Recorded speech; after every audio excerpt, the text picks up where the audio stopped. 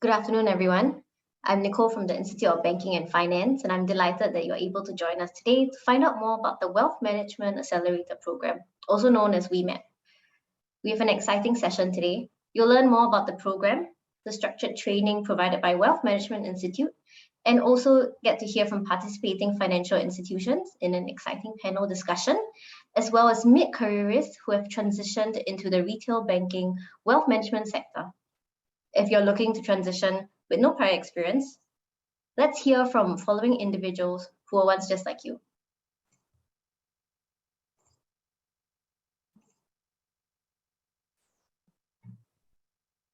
Introducing WMAP, the IBF Wealth Management Accelerator Programme. WMAP prepares mid-careerists without prior experience in financial services for a fulfilling career in wealth management. Let's hear from current wealth managers who have transited into the industry on what to expect in this role. Prior to this, I was a key accounts director in the construction space. Before joining UOB, I was actually a teacher. Prior to that, I was a compliance analyst. I worked as a consultant in the safety consultancy industry. After a couple of years in the industry, I began considering my career prospects more closely. As Singapore is one of the biggest financial hubs in the world, it seemed to offer stronger career prospects. I was very intrigued by how the financial industry actually worked. And even when I was a teacher, I used to follow stock markets. And I wanted to do something related to finance. And that's when I decided to make my passion into my career. Each day and every client is different. I usually spend most of my day with clients, be it over the phone or in person. It's certainly not your average 9-to-5 job. As a relationship manager, you essentially have three major priorities. First would be client counseling. Second is investment management, and third is client acquisition. This is a customer-facing role. I meet customers every day at the branch to help them, assist them in terms of financial planning. It gives me a lot of validation to know that I'm doing something that is value-adding to their life here. It was a steep learning curve where I had to sit for a couple of financial examinations. It wasn't easy catching up on banking practices and regulations. However, I am really thankful that I met great managers and colleagues who are willing to mentor me and guide me. What I see as a challenge is also an opportunity. Most of my clients are coming from different walks of life. What I think makes you a successful wealth manager is really being able to adapt to each of these clients' needs and offer them dynamic solutions. Keeping an open mind and having a positive spirit would be really important. Don't feel like your past experience goes to waste, because it doesn't. Honestly, there is absolutely nothing to worry about, because when you join our industry, you're never alone. You have an amazing team of people with you. I would say the first is really to go for it. For myself, I came from an unrelated background. I studied science in university. If you have the energy, you're able to carry yourself well and show that you're willing to work hard, you will be able to excel in a career. I would say mindset is very important. For someone like me who came from an entirely different industry, it was pretty difficult at first. But of course, it gets better along the way. If you're someone who is still considering whether to try on this role, I think you should just do it.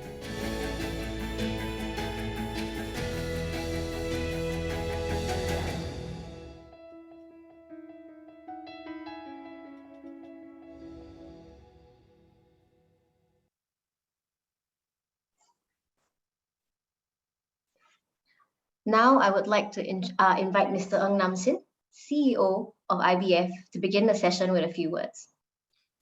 Thank you, Nicole. A very good afternoon to everyone. It is my pleasure to be here today for the inaugural Wealth Management Accelerator Programme, or WMAP in short. This is a career conversion program which we work with Workforce Singapore and targeted at the wealth management in retail banking role. So why are we doing this? Some of you who are following the Singapore economy may know that the financial sector continues to grow quite robustly. Singapore's economy is on track to grow by 3 to 5% this year, and the financial sector over the past 2 years grew by average 7.2%. Now, given the pandemic over the past 2 years, this is indeed a very strong growth. Now, with strong growth comes opportunities, comes also job opportunities. So wealth management alongside asset management, insurance and technology are the key driver of growth. Last week, the managing director of the MAS participated at the Singapore Financial Forum. In his speech, he said that MAS estimates that there will be more than 9,000 new hiring opportunities for permanent roles in the financial sector for 2022. And one of the top hiring roles is the retail banking relationship manager role.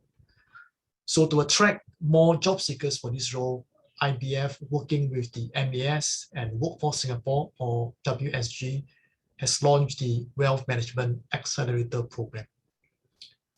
So we are quite excited by the program because it serves two main purposes. One is to grow the pipeline of retail banking relationship managers to meet industry demand. And second, it is unique because it will provide opportunities for up to 200 early to mid-career candidates without prior experience to pivot into this growth role. So what is this WMAP model? What is the construct? Firstly, applicants need not have financial sector experience. You can come from any industry, but as this is a customer-facing role, we are looking for candidates who have sales, service-oriented, negotiation, and influencing skills. In terms of academic qualifications, applicants can be, A-level holders, graduates with diplomas or degrees. Under WMAP, candidates will be reskilled to assume the role of relationship managers. The training will comprise mainly two parts. One, structured training with the Wealth Management Institute, or WMI, and on-the-job training with the hiring banks. You will be equipped with skills including customer relationship management, investment product and market knowledge, financial advisory, and rules and regulations. The individual will attain IBF Level 1 certifications for retail banking and be supported to complete the necessary MAS regulatory exams. So for those who have passions and are looking for a job which involve customer interaction, financial advisory, and market research, the roles of a relationship manager offers many opportunities and career progression. There are some who had progressed to serve high net worth clients in private banking, while others found success in taking on leadership roles in retail wealth management. You will hear more from my colleagues later. I would like to take this opportunity to extend my appreciation to our pioneer group of participating FIs for piloting this program with us. I would also like to thank the Wealth Management Institute for curating the curriculum, and of course, not forgetting our program sponsor, WSG and the MES. So I hope the sharing session will provide you with more information and the answers to any questions you may have. You will hear directly from the hiring managers on what you can look forward to and how we at IBF can partner with you in your journey to achieve your career goals. Thank you very much. Thank you very much, Namsin. I would now like to invite Wealth Management Institute, who will play a short video before the introduction.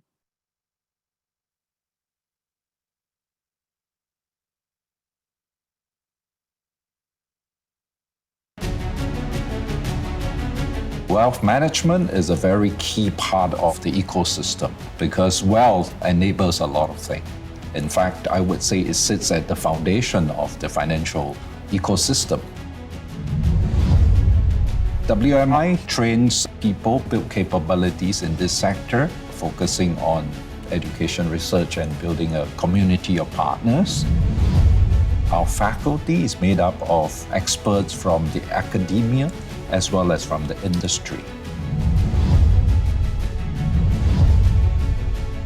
So what a community of learners and leaders bring together is really a platform where people can exchange perspectives, can work together, can actually mobilize certain efforts, whether it's in the commercial side of things or the community side of things.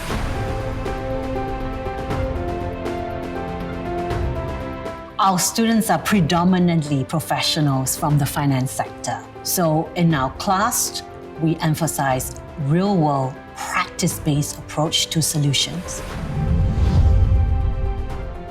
I think it's really a mix of a pretty interactive and open environment, and there is very much a culture of encouraging participation where you get to hear everyone and not just a one-way direction in a lecture. WMI clearly stands out from other institutions in Singapore and in Asia because of the top international faculty, including leading professors and management team here in Singapore. I think within the regional hub itself, WMI is a melting pot within the financial landscape. They play an extremely important role within the networking opportunities that we're able to give people across the region, just even beyond, even outside of Singapore.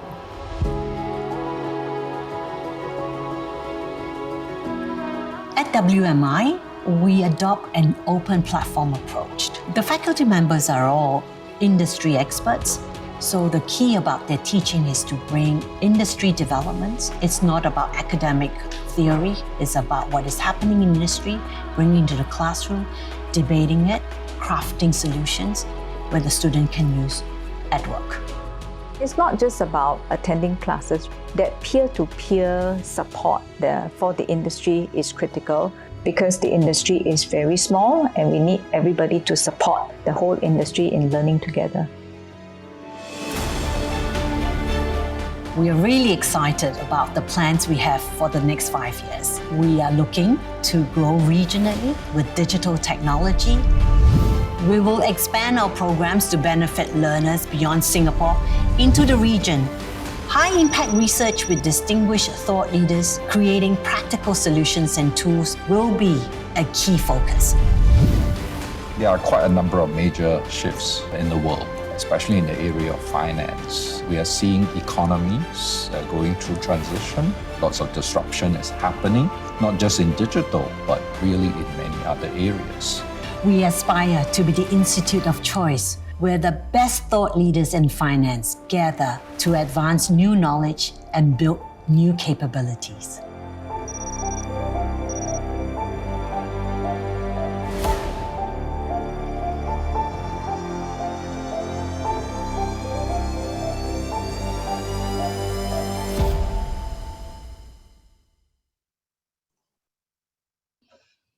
May I now invite Ms. Foo Mee Ha, CEO of Wealth Management Institute, to say a few words. Thank you.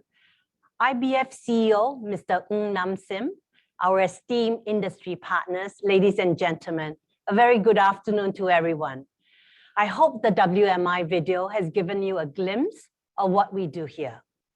WMI is very pleased to join IBF in this information session on the Wealth Management Accelerator Programme, WMAP in short.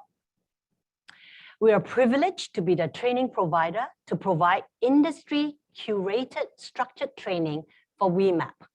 Together with our partners, IBF and the industry, we really value this unique opportunity to support mid-career professionals with a passion for customer relationship management to pivot to a rewarding wealth management career. Let me take the next few minutes to give you a brief introduction of WMI, a bit about our track record as a training provider, and the structured training program that we will be launching for those of you joining WMAP. Since 2003, so about 20 years ago, we have established ourselves as Asia's Center of Excellence for Wealth Management Education. WMI has been appointed as the lead training provider for private banking by IBF, supported by the Monetary Authority of Singapore, MAS. We train, on average, about 2,800 private bankers per year, so quite a big number coming through us. We also have deep experience in working with finance professionals licensed under the Capital Markets and Financial Advisory Services SIMFAS framework, the same framework that will govern those joining this program. We've trained well over 10,000 annually with a combination of online and certification programs. In addition, WMI launched the Asset Management Accelerator Programme last year in collaboration with the industry with support from MAS. This program targets mainly fresh graduates looking to join the asset management industry. It provides a structured learning pathway to those new to asset management to facilitate their entry to the very fast-growing industry. So overall, WMI offers more than 100 courses covering wealth management, asset management, family office, trust and estate planning to compliance and risk management. These include 4 specialist diplomas and a master's degree in collaboration with NTU. As part of WMAP, WMI will be launching the Certified Personal Banker Program to provide participants with a structured training pathway. The Personal Banker Program aims to equip new hires in retail banking relationship management as part of the WMAP program with a wide coverage of topics. These include rules and regulations in the financial advisory, investment and insurance products, financial planning, to the critical skills necessary to build trust and positively engage with clients. Much focus will be on helping you develop skills and competencies to connect and to advise clients effectively. The Personal Banker Program consists essentially of 2 key courses. Number 1, the Personal Banker Foundation course. Number 2, the Personal Banker or Personal Banking in Practice course, 2 courses. To facilitate strong learning outcomes in our program, we will integrate extensive use of team-based learning, case studies, role plays, and simulations into the classes. Later, my colleagues, Sharon Quakes and Jermaine Lim will share more about the program structure. Our pedagogy is distinguished by an emphasis on practice-led teaching. Similar to our other programs, this program will tap on faculty who are industry practitioners, and they bring the latest insights on industry developments and domain expertise. They will bring real-world application and practical experience to class. All the things you don't learn from textbooks. We measure our success at WMI not only by helping you master a body of knowledge, but also how well you can apply these new skills and knowledge in your work, in your daily work. Beyond learning, we hope the Certified Private Banker Program will also serve as a networking platform for all the participants in the WMAP program, joining from various financial institutions to provide peer-to-peer support as you go through the transition. We look forward to fostering a network of friendships and community. It is always helpful to know that a group of people are going through the same experience as you, and to share ideas and to encourage each other in the program. Prior to my current position in WMI, I spent close to 20 years in a leading international bank, with a large part of my time involved in retail banking, wealth management here in Singapore, as well as across the region. I know of many industry leaders who started their career in retail banking relationship management, the same pathway that you're considering in entering. So I thought, let me share 2 stories, 2 individuals who has given me the permission to share their story. The first is Lai Pei-Si.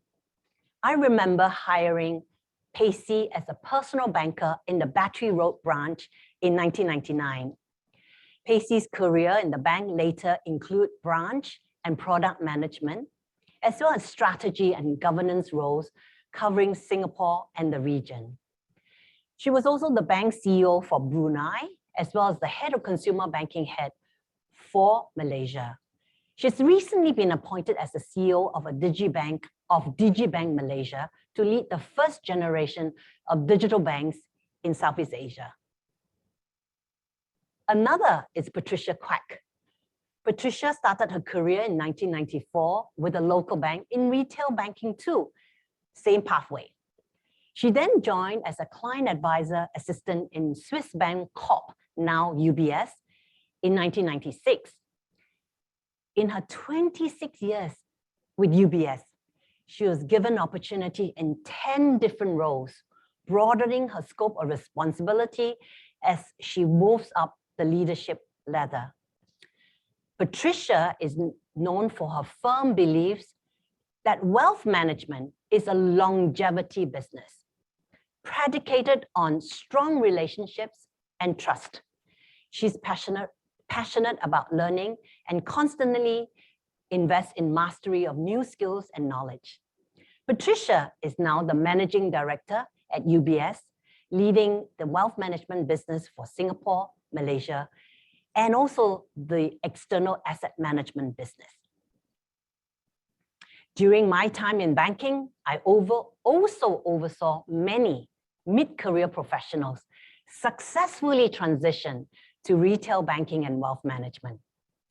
Besides those coming from the other finance sector, such as stockbrokers and traders, I've also seen service ambassadors, airline stewards, engineers, teachers, artists, to army officers. There were many success stories I could share.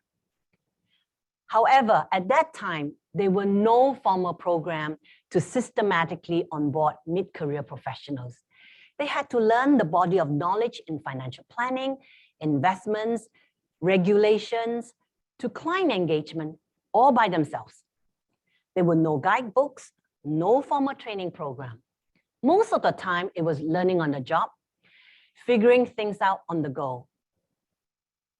There were also few such transition opportunities available then.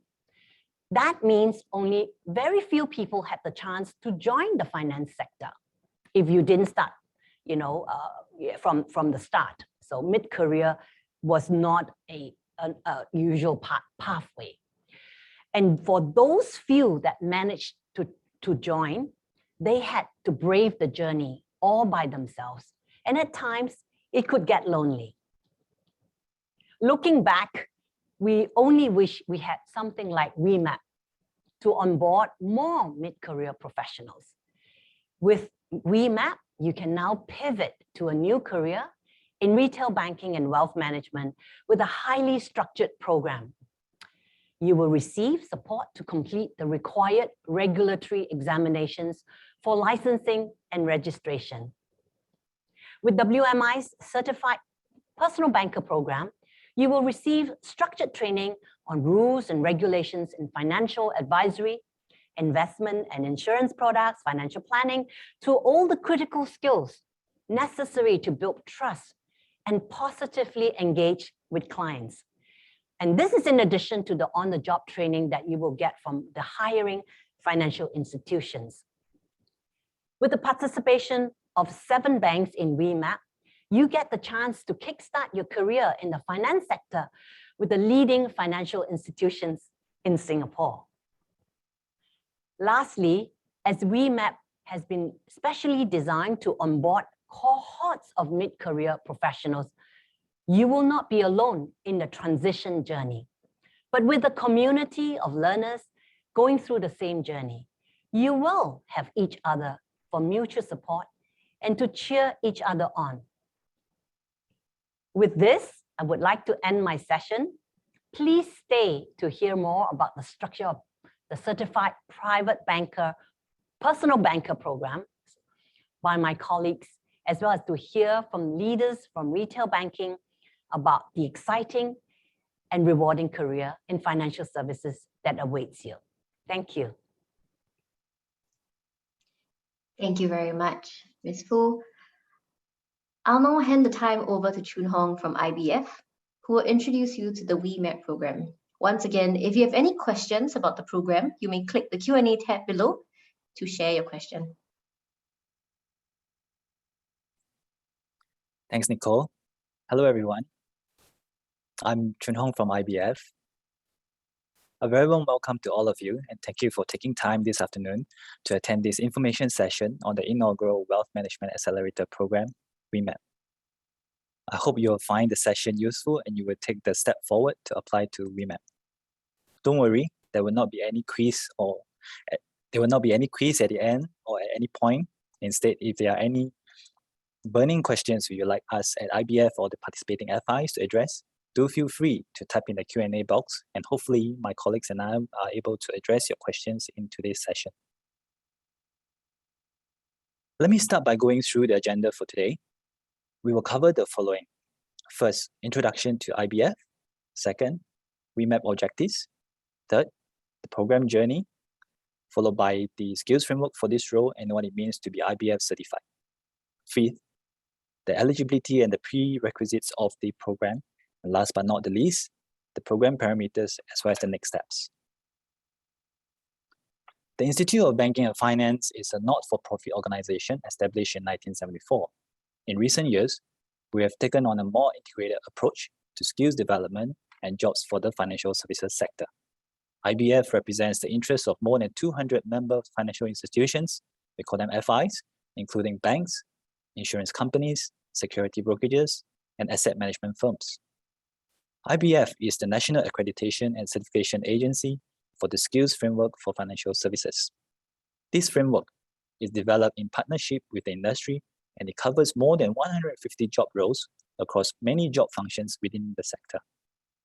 We also accredit training programs that are aligned to the skills framework, and individuals who complete accredited training programs can then qualify for industry skills certification.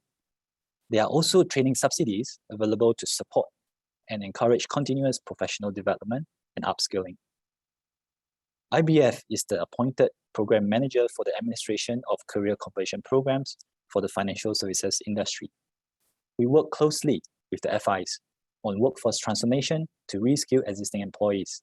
We also roll out talent pipeline initiatives to develop capabilities in growth roles.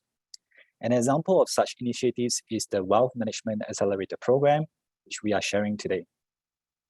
Lastly, IBF, through the IBF Careers Connect, we provide personalized career advisory and job matching services to Singapore citizens and PRs who are keen to take on a new role or make a career switch into the financial services sector. WMAP is an industry-led career conversion program supported by WSG and MAS, designed to build up the talent pipeline of relationship managers in retail banking. It is an opportunity for mid-careerists without the relevant financial services experience to pivot into this role by attending industry-curated structured training, followed by on-the-job training at the hiring FI.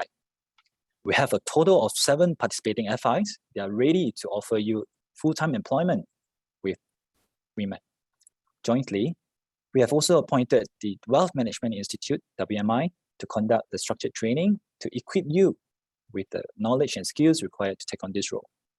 IBF is the program manager, and we will be facilitating and supporting you on this program journey. Moving on to the program journey, we are currently at the application stage. Applications are open. They are open to 18 June 2022. For those who are keen but have not applied to WMAP, the QR code shown here will bring you to the WMAP page on IBF's website, and there is a link within the page leading you to WSG My Careers Future website where you can submit your application. There is no requirement to upload any CV. All you have to do is complete the web application form. After applications have closed, IBF will commence the screening of applications based on the prerequisites to ensure your eligibility. Thereafter, we will forward the information to the participating FIs for their shortlisting and interview. The FIs will contact you directly should you be shortlisted for an interview. From August, successful applicants will receive offers from FIs for acceptance, and the hiring FI will complete your hiring and onboarding process. From September, new hires will commence the IBF Accredited Structured Training Program by WMI in batches. This program will prepare you for the SingFast licensing examinations and provide you with the required technical skills and competencies, which is pegged at level 1 of the Financial Services Skills Framework for this role. This will allow you to qualify for IBS certification for retail banking at level 1. We will also be working with your FI and the Singapore College of Insurance to put you through the necessary licensing examinations during this period. Moving along, after this structured training period, new hires will continue with the in-house systems and product training before being deployed to the hiring FI for your on-the-job training. The structured training program by WMI will equip you with at least 15 technical skills and competencies so that you become a competent and knowledgeable RM ready to take on this new role. Now, upon completion of your WMAP journey, you will join the growing community of 8,000 IBF certified financial professionals in the industry.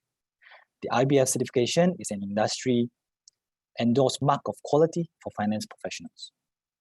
Attaining the IBF qualified certification at level 1 will signify that you have successfully completed an IBF STS accredited program, and it has equipped you with broad-based capabilities and key foundational competencies required for the new role. The structured training program by WMI will equip you with, now to qualify for WMAP, applicants should meet the following prerequisites. Program is only applicable to Singapore citizens and PRs and have graduated from school or completed NS for at least 2 years.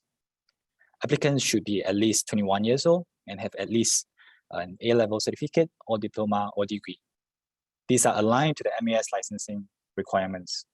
As this is a career conversion program, applicants should not have prior working experience in the same role, which includes bank assurance, financial planning, personal banking, wealth management, and relationship management. I would also like to share some key parameters of WMAP.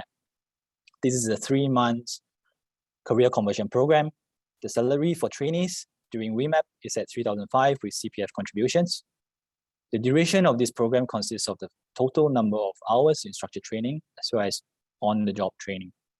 This is a full-time program, and successful applicants are expected to commit to the structured training and employment terms to be agreed with the hiring FIs.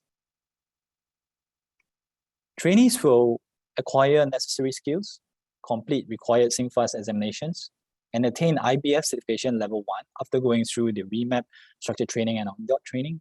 Trainees are required to pass the following SingFast by the end of the 3 months program, and they are M5, M8, 8A, M9, 9A, and HI.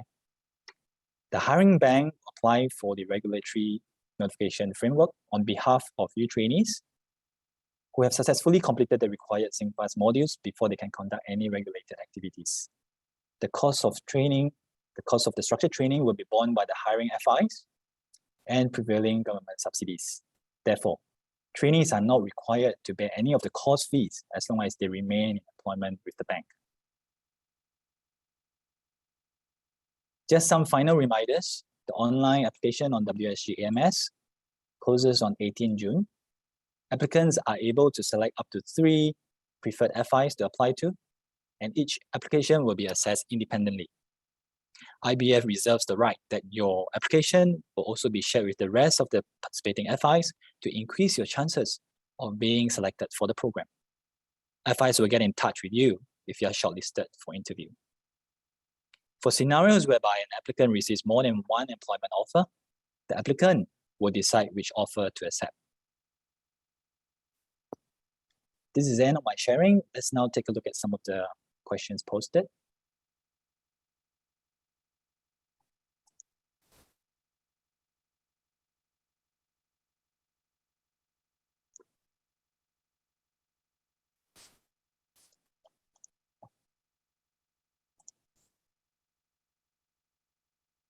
We can address some of the questions posted later on with the sharing by the FIs. Now, to find out more about WMAP, you can scan the QR code on your screen and you will be redirected to the IBF WMAP page. The page will consistently be updated to provide the latest information and status of this program. You may also like to follow our social media accounts on LinkedIn and Facebook for further updates on our other initiatives. Now, thank you very much for your time today. I will now hand over the time to WMI to share more deeply about the structured training curriculum. Thank you.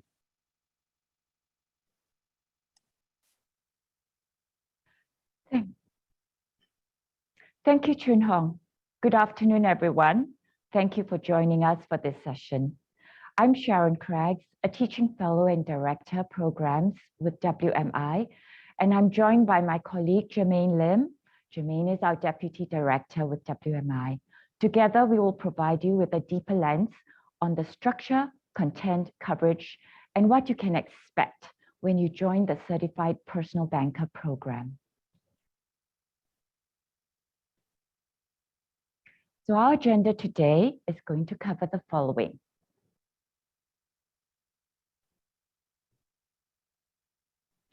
We will cover the program design and pedagogy, the value and approach that has been taken, and we'll share a bit more about the content and curriculum. Now, in terms of the design and pedagogy, the following are distinctive and distinguishing features of WMI programs, and you have heard some of this from our chief executive. These also feature in the Personal Banker program.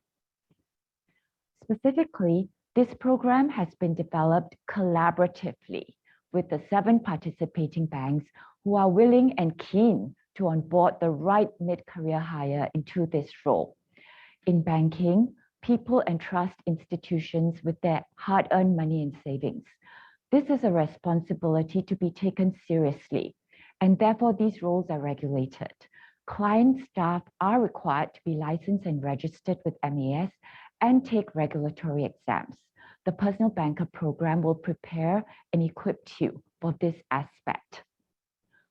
You heard one of our mid-careerists earlier share that one of the challenges with his entering this new role was that he had to take regulatory exams, master the products and services.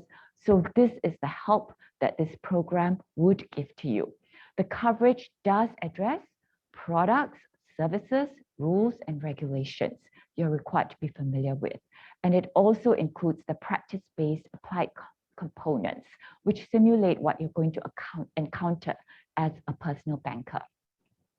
Now, in designing this program, we procured feedback from the hiring managers, HR, and talent development representatives, as well as current mid-career hires in the participating banks.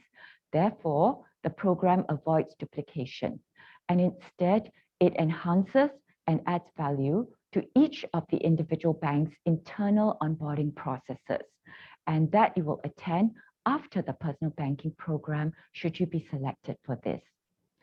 We also conducted training needs analysis. We convened focus group sessions, and this feedback was evaluated, assessed, designed, and then incorporated into the program.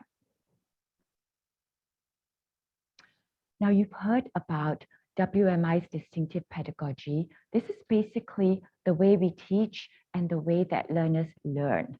So it combines both knowledge, theory, academics, concepts with a teaching approach which is as close and real as possible to what you will actually experience in your new role, and therefore positions you for success. In terms of the industry recognized curriculum on the value and approach in this program, the curriculum and content is aligned to the skills framework for financial services that's established by MAS, IBF, Skills Futures Singapore, and Workforce Singapore. So these are collectively the major public bodies for finance and education in the nation. So you've heard Chun Hong talk about the IBF standards. Let me just say, they are a set of standards developed by the industry for the industry, and therefore the industry is saying, these, if you master them, they'll provide you a practice-oriented approach. You will have the imprimatur, this mark of quality that says You have professional excellence, integrity, commitment to financial services, and we recognize you as such. So on graduating from this program, you will have the WMI Certified Personal Banker designation and the IBF certification. I'm now going to ask Jermaine to tell you a bit more about how you'll be relevant and the next few steps. Thank you, Sharon. So our faculty is the industry. They are seasoned practitioners who will share a wealth of their experience with you. They will help you with a successful transition, and you can ask them questions to help you succeed in a new role and clarify any concepts that you have learned. So you know the skills and knowledge you acquired are relevant. As each personal banking program intake comprises hirers from all the participating banks, you and your course mates and study mates can support each other during and even after the program. A band of brothers or sisterhoods provides tremendous support to each other. Now, this sums up what you have under your belt on successful graduation from the Personal Banker program. You will have acquired the necessary industry knowledge of the products, rules, and regulations, develop the abilities to engage effectively and advise correctly, and be equipped with skills to deliver and perform in a dynamic sales environment. And you will also acquire a community who can support each other. So let me hand over back to Sharon to elaborate more about the content and curriculum. Thanks, Jermaine. So if we go now, we are going to show you next one slide on one page, the overall program architecture. You'll see here, it's got 4 core pillars, and these replicate your journey. First, you'll start with being provided a set of prescribed materials and texts to read, study, and review. You should please do that, because after you review them, then you'll continue with the in-person sessions. This personal preparation is necessary as it will help you to start familiarizing yourself with the core concepts. You can also identify any areas you require clarification, and when you raise these at the in-person sessions, this is going to maximize the effectiveness of your time with the faculty and enable you to absorb what you've learned. In the second pillar, you see the Personal Banking Foundation course, followed by the Personal Banking in Practice course. These are both in-person sessions with contact with your faculty practitioner and with your peers. So you attend this with your cohort intake from the other participating banks. They'll be your study partners, course mate, support for each other. After this period, there follows the assessment component. Now, let me share a little bit more about the in-person sessions and what you will experience when you come to us. Firstly, the Personal Banking Foundation course. So this is the first of the 2 in-person courses. The Personal Banking Foundation course comprises the following topics. So you will see broadly rules and regulations, financial services, and products and insurance. What is rules and regulations, and what will you cover there? This is the regulatory framework that governs financial advisors and representatives, which is what you aspire to be, the guidelines on how you should carry out sales of investment products like unit trusts, life insurance, investment-linked policies. You will also cover the key features and risk considerations of typical financial services products, such as fixed income, equities, derivatives, structured products like options, futures, forwards. You'll also learn about key investment principles such as market efficiency, time value of money, classification and measuring risks, returns, diversification. Moving on to the insurance-related modules, here you will cover different types of traditional life insurance products, key life insurance processes like setting premiums, the application and underwriting process, policy services, claims practices, agency, income tax, insurance nominations, wills and trusts. Then under health insurance, you will cover various health insurance products like medical expenses, disability income insurance, long-term care, critical illness insurance, common policy revisions, and the entire health insurance underwriting process. So please don't feel overwhelmed by all that content. If you thought this is not easy to master, it is not. And you heard the sharing from our mid-careerists. But it is necessary to receive your licensing and registration status, and it can be done. This reflects that when advising others on financial products and services, this is really important and serious. It does require skills and competencies, and that's what we're here to help you with. If you think about it, you will see that all of the above actually also applies to the financial health of yourself and your loved ones. So if you undertake this content is a financial, money management, life skill that's relevant to you as well as your clients.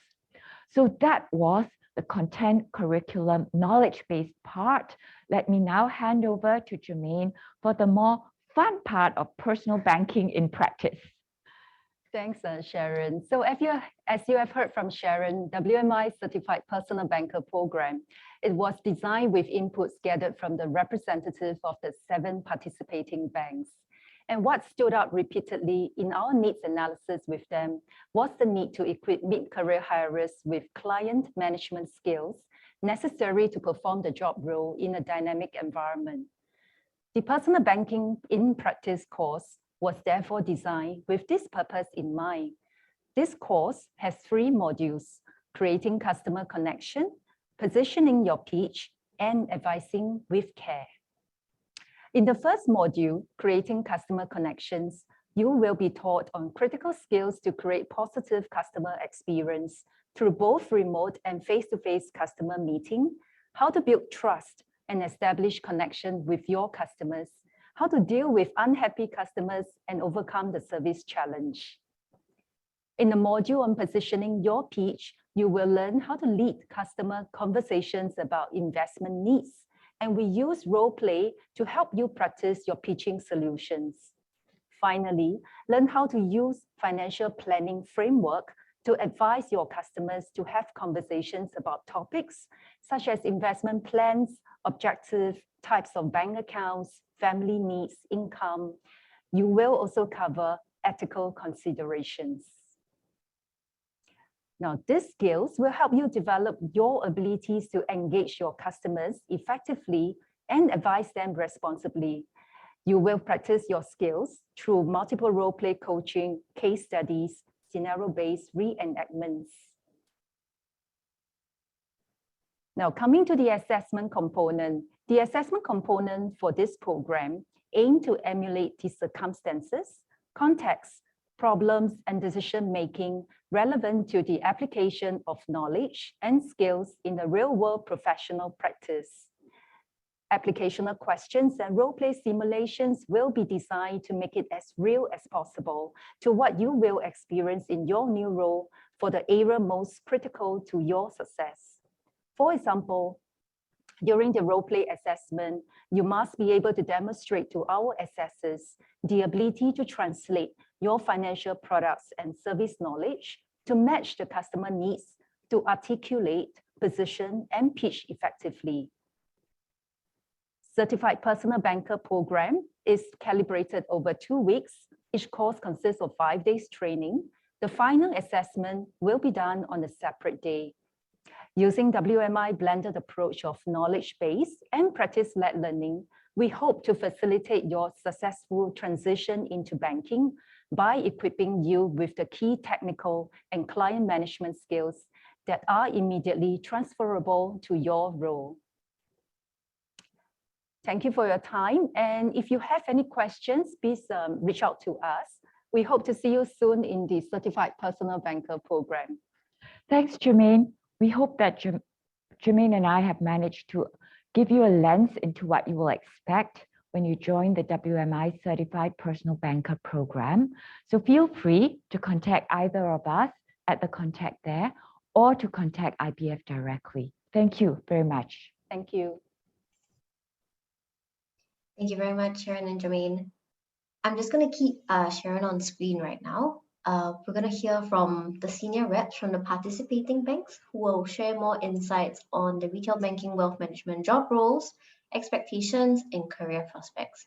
We have with us today Richard Liao, Head of Sales at Citibank, Hei Wei Chai, District Head at DBS, Cheryl Yeo, Branch Director at HSBC, Derek Leong, Cluster Head, Central Cluster at OCBC Bank, and Eugene Hua, Senior Manager, Priority Banking at Standard Chartered Bank.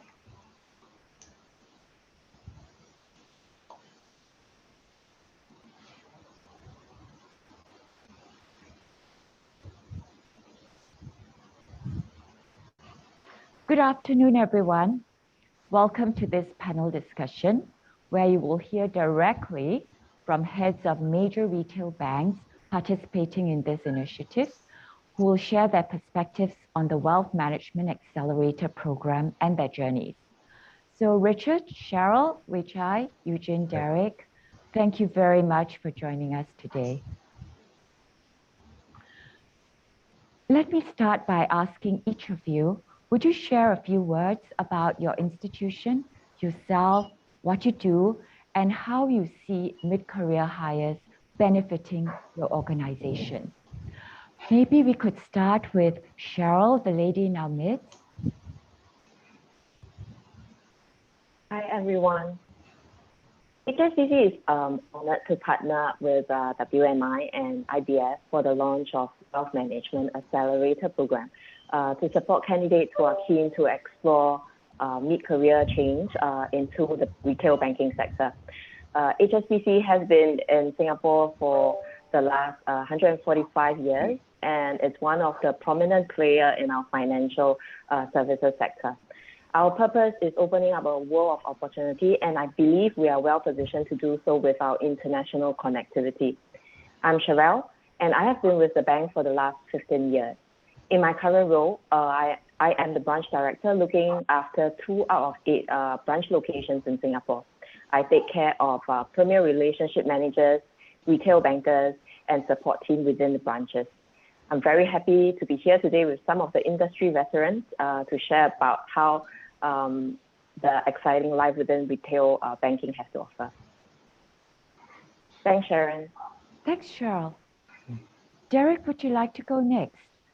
And I'll just invite each of you to share about yourself.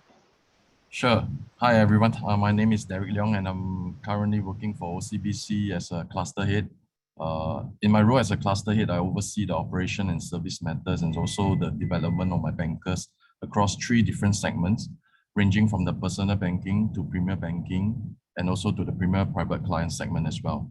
I'm very excited to be speaking here amongst my esteemed peers and fellow colleagues and to share my thoughts and experience regarding a mid-career switch into this meaningful and rewarding industry. I truly believe the mid-careerists can benefit the bank by itself through their diverse ideas and opinions as well, and help improve the banking industry. Thanks. Thanks, Derek. Wei Chai? Hi, afternoon, Sharon, and to all. Thank you for having me. Okay, I'm Wei Chai from DBS Bank. I'm one of the district heads in the Financial Planning Advisory Unit of the Retail Customer Segment Consumer Banking Group. I have been with the organization for more than 20 years.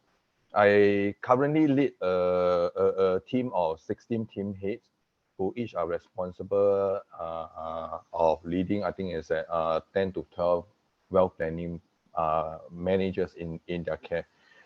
Key responsibility is to really help customer to plan and secure their financial future.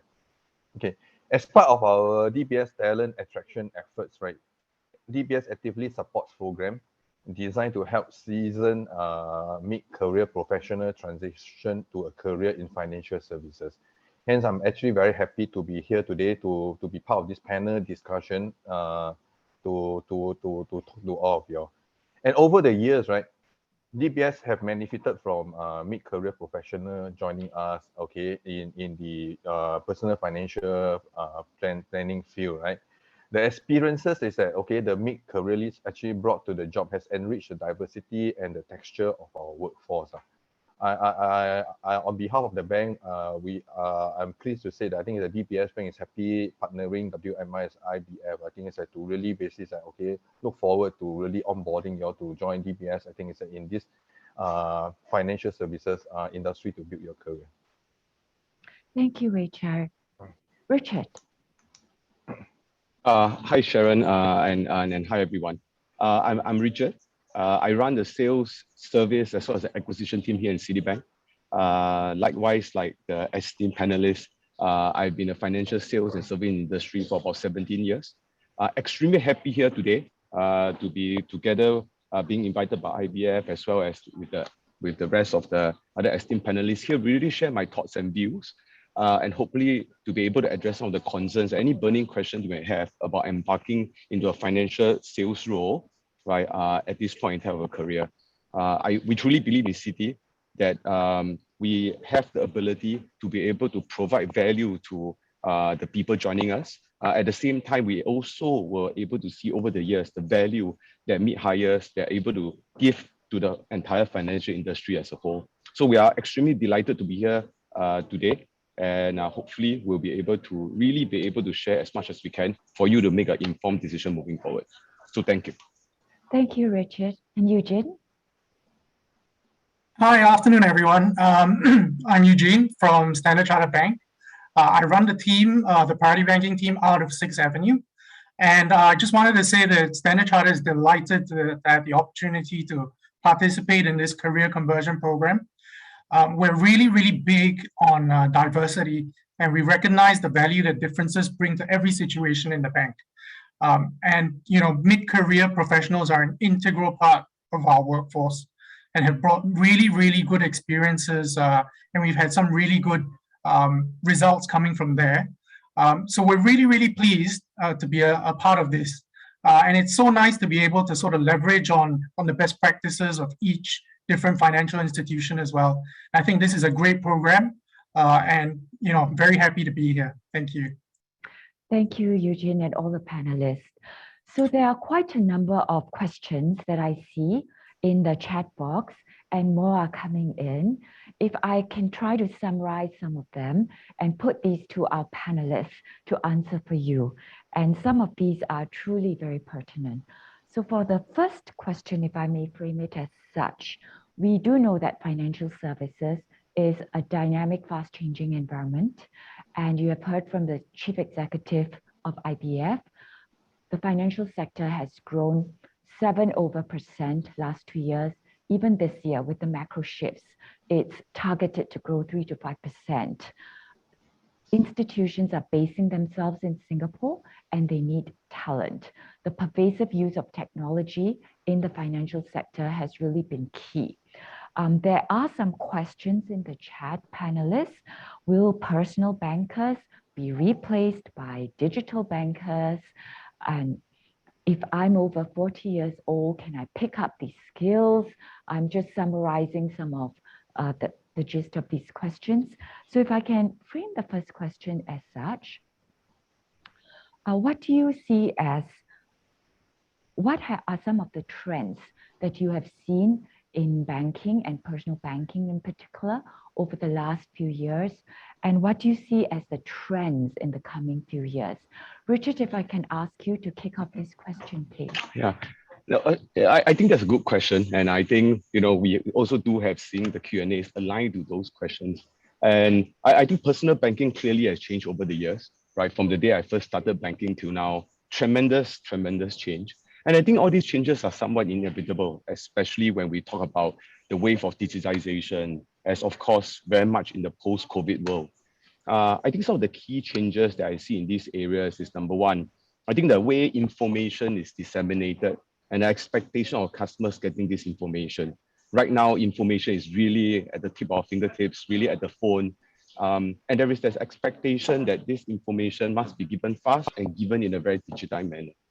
I think the second area that we saw is change is the channel of transacting, right? How people are transacting and the mode of engagement very much being a lot more remote, a lot more in a way where it really must be relevant, aligned to the current digitization that we see customers enabling on. For example, transacting through over the phone, over mobile, over online.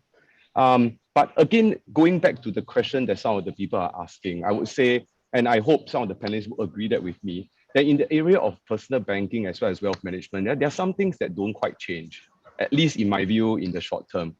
No matter how much digitization will come, I think there is still that personal touch that our customers would want, right? Especially in the space of wealth management and financial services.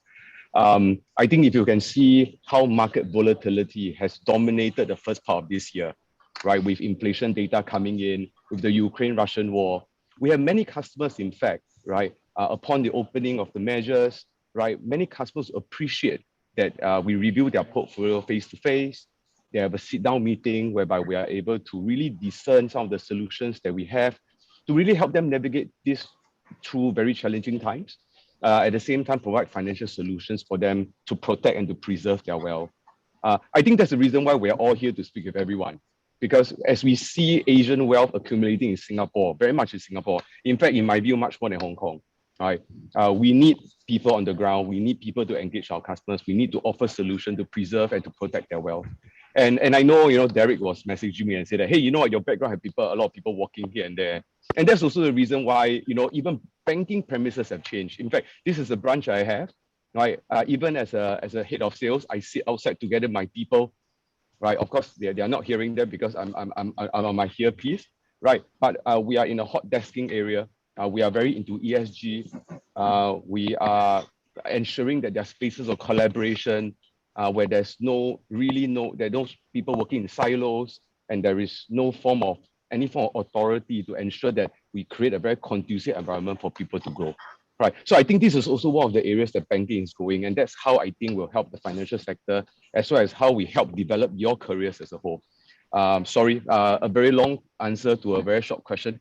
I hope that this is able to help everyone to have a clearer picture of where we stand for and how you can be part of a bigger picture and how important you are to us moving forward. Thank you.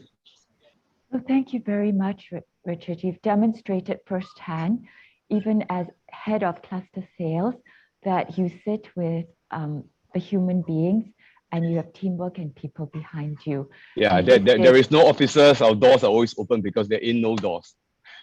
So Richard has shown you what it's like to work in personal banking. Would anyone like to add to this? Or I can weave in the second question here, which has also come through on the chat group. What are the key roles and responsibilities for a personal banker? If you come in day one to do this job, what can you expect? And Wei Chai, perhaps as we ask you to take this question, you could also take this one. Is a personal banker going to be replaced by a digital banker or a machine? Okay, thank you, Sharon, for that question. Okay, as a personal banker, right, the key roles and responsibilities generally revolve around helping customers to plan and secure the financial future, right? And I would actually encourage, I think it's like, okay, the candidates to actually really have these three qualities in them as a personal banker. Okay, first will be credibility.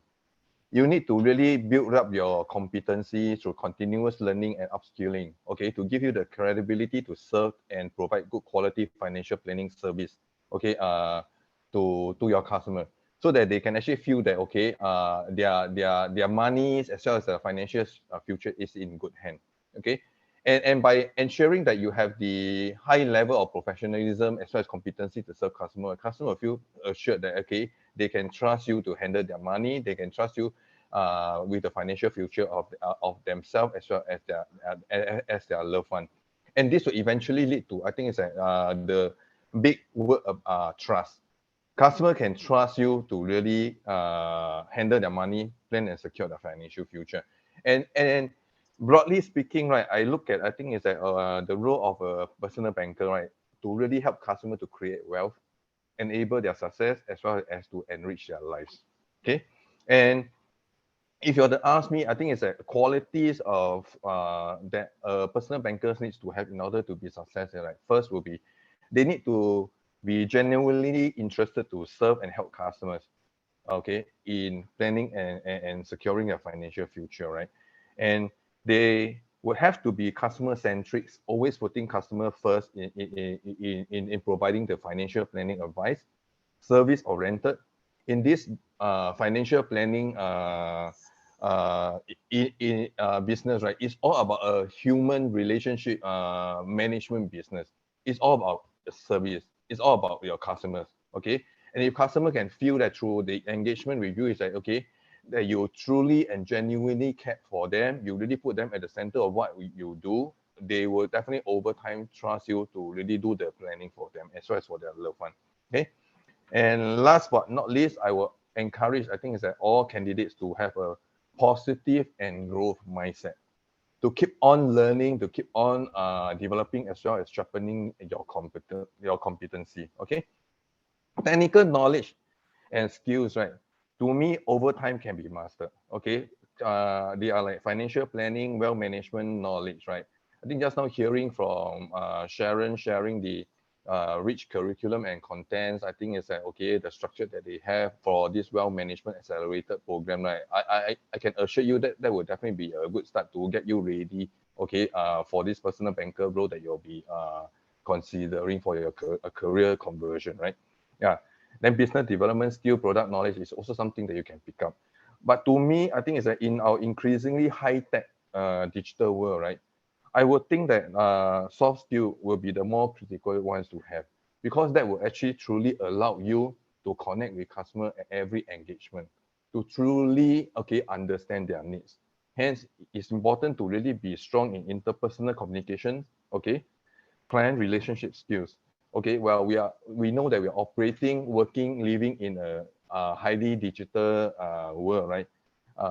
That is where I think it's a high touch needs to come in. And this is where I think it's a personal banker still play an important role, okay? Because the personal touch, the ability to be able to empathize with another human being is what we are being created for, okay? And this will definitely allows us, I think it's like, okay, customer to see value in the service that a personal banker can bring to every engagement, because you will be in a position to truly connect, okay, and truly understand customers' needs. Yeah. Thank you, Wei Chai. May I frame some of the questions that have come through the chat for our panelists in this manner? There is the role and responsibility of a personal banker, and some of the questions here come to, well, how are personal bankers, relationship managers remunerated or performance measured? Are there sales quotas or targets to meet? So that's one series of questions. And then we put that beside the question, what are the essential characteristics, qualities, or skill sets to be successful? So maybe if I could ask, Eugene, you might like to jump in on those two aspects of this. How do you measure, remunerate an RM? Where do sales targets or sales quotas count? Is that the only thing you look at, or there are other qualities? What are the essential qualities and skill sets you're looking for? And have these changed over time? And if so, how? Okay, thanks so much, Sharon. I think to cover the first question on sales targets, yes, there are sales targets. We do remunerate our relationship managers, and we do have a financial component and then a non-financial component. And I think this is very much all in line with ensuring that our RMs are extremely well cognizant of the fact that it is also important to be fair to your clients, to do it professionally, and to have the utmost governance when it comes to doing this. And at the same time, obviously, we're a business, so we do do our part in terms of ensuring that the business runs. So yes, there are two functions. There's the non-financial and then there's the financial components. These are done through a scorecard, which is reviewed independently by an independent group, and they come up with their scorecard every quarter, where they let us know what's required and what's not. So that should answer the first question. I think in terms of characteristics, qualities, and skill sets for a successful personal banker, I think Wei Chai has covered quite a bit of it. I think the first thing that you really need is to be really, really positive. This role, and I always speak to candidates who I interview, and I always let them know that we're in it to hire the perfect people. And because it is a tough journey, and we shouldn't be sugarcoating anything. But if you're really, really positive, you're really, really adaptable, you're gonna get places in this role. And I think the last thing, probably the most important thing, is commitment to excellence. So if you're really, really committed to excelling, any of the financial institutions here can help you to get where you want to be. How has it changed? I think in terms of, as time has gone by, and Richard alluded to this, the different channels that we've had, digital, how do we do transactions? I think the demands have increased. Yeah. So RMs now, they need to be in a position to as Wei Chai was talking about, soft skills through different channels. So there are just so many different channels to be able to connect with clients these days, and RMs need to be in that position to do so. And we do provide the training, we do provide tips, and there's a lot of different people that you can tap on to find out how best to go about this. Thanks a lot, Eugene. I'd like to open this up to some of the other panelists, because a theme from this is, how do I excel in this role? How will I know that I am successful? So if Cheryl or Richard, you'd like to also add on, what's the role in your institution and how would you measure someone as successful in this? So the qualities that you are looking for. Cheryl, would you like to go first? Yeah, I'm happy to do that. So we are one of the first banks to launch a balanced scorecard to assess performance. Okay, so on top of course, looking for sales numbers, we want to make sure that all the sales are done the right way. Yeah, so things like paperwork, sales processes, making sure that the right recommendation goes out to the client, these are important. And also customer experience. Without clients, I think my boss would always say we are as big as our clients, right? So we cannot be bigger than our clients. Clients are the most important. So these matrices are also embedded in the scorecard to make sure that we assess the relationship managers or the retail bankers in a holistic manner. Yeah, so I hope that answers it. Thank you. Eugene, would you care to add? Yeah, Richard, go ahead. Sorry. I should have waited for my name to be called, but in being in financial sales, we tend to be a bit more proactive than this, right? So I think one of the things to be successful is, number one, be proactive, right? I would say that there are many people, when you join the organization, number one, it is the responsibility that the organization will make you successful.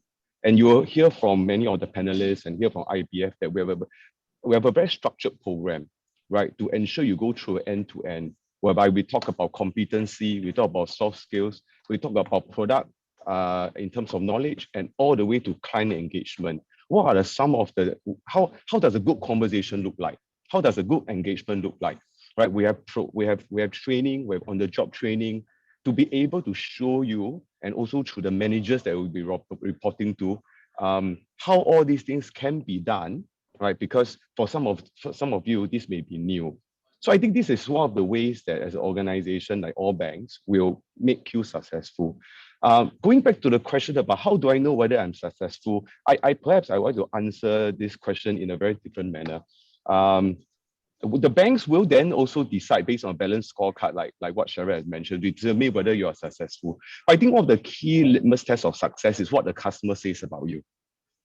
right? You will come to the bank, we will give you a group of customers. So a few KPI that I always ask my RMs in terms of measuring success, right, would then be, right, if today a customer will have a financial need, would you be the first one that they will come to you and say, hey, you know what, Richard, I would like to, I have this sum of money, I would like to do this, I like to do that, I would like to protect my kids, I would like to have some education fund set up for them. Would you be the first one they speak with, right?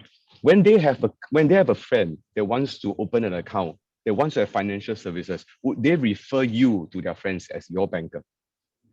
Right? When there's a situation, right, where today, would you be someone that people approaches you and ask you for that advice, right? If all these things comes together, it is somewhat a litmus test, right? That today you are indeed successful in the role that you have, right? So again, in the bank, one of the things that we do bank-wide, if I'm not wrong, is what we call Net Promoter Score. So we do conduct surveys with your customers to say, you know what, this particular personal banker, has he done this? What is your views about that person? Were you willing to offer and refer the services to someone else, right? And then they give you that score. So these are the ways that I would say, not just through a balanced scorecard, right? I always think the biggest compliment that I can get is always from my customers. Right, thanks. Thanks so much for that, Richard. So Richard's made the point that it's what your customer says about you. How much money have I made for my customer? And that goes into the whole dimension. There are a few questions in relation to the journey and the career prospects for this role. So if I may frame it this way, I come in as a personal banker. I noticed that on this panel, we don't have the sovereign wealth funds, the asset managers. We don't have, do I need to be able to service high net worth clients? Do I have the ability to move into roles with family offices? While we're talking about the role of the personal banker and then the possible pathways, can I ask the panelists, and perhaps starting with you, Derek, but if you could just talk about how you come in, what you will first do, and then what are the pathways and the careers in your institution that a successful personal banker could move on to do? Thanks, Derek? thanks. Yeah, finally, my name is being called. But I want to share this. I think in OC, particularly regarding our bank, we have this program called the IJP program, so internal job posting. After 2 years with us, 18 months with us, we do allow the person who has been in that particular role for 18 months to explore other roles that are available within the bank, provided, of course, they have the transferable skill set and the other party feels that they are suitable for the job. So if you ask me about the career pathway, we have loads of career pathway. So I have personal bankers who have moved on to become my managers, being a supervisor as well. I have personal bankers who move on to become premier relationship manager, and because of the way we are segmentized and the way we run the business, we have progressed even personal bankers all the way to premier private client as well, and even moving to the Bank of Singapore, which is our private bank as well. So, and we of course, we have a sister arm of the insurance company, GE, where we can explore products and wealth management as well.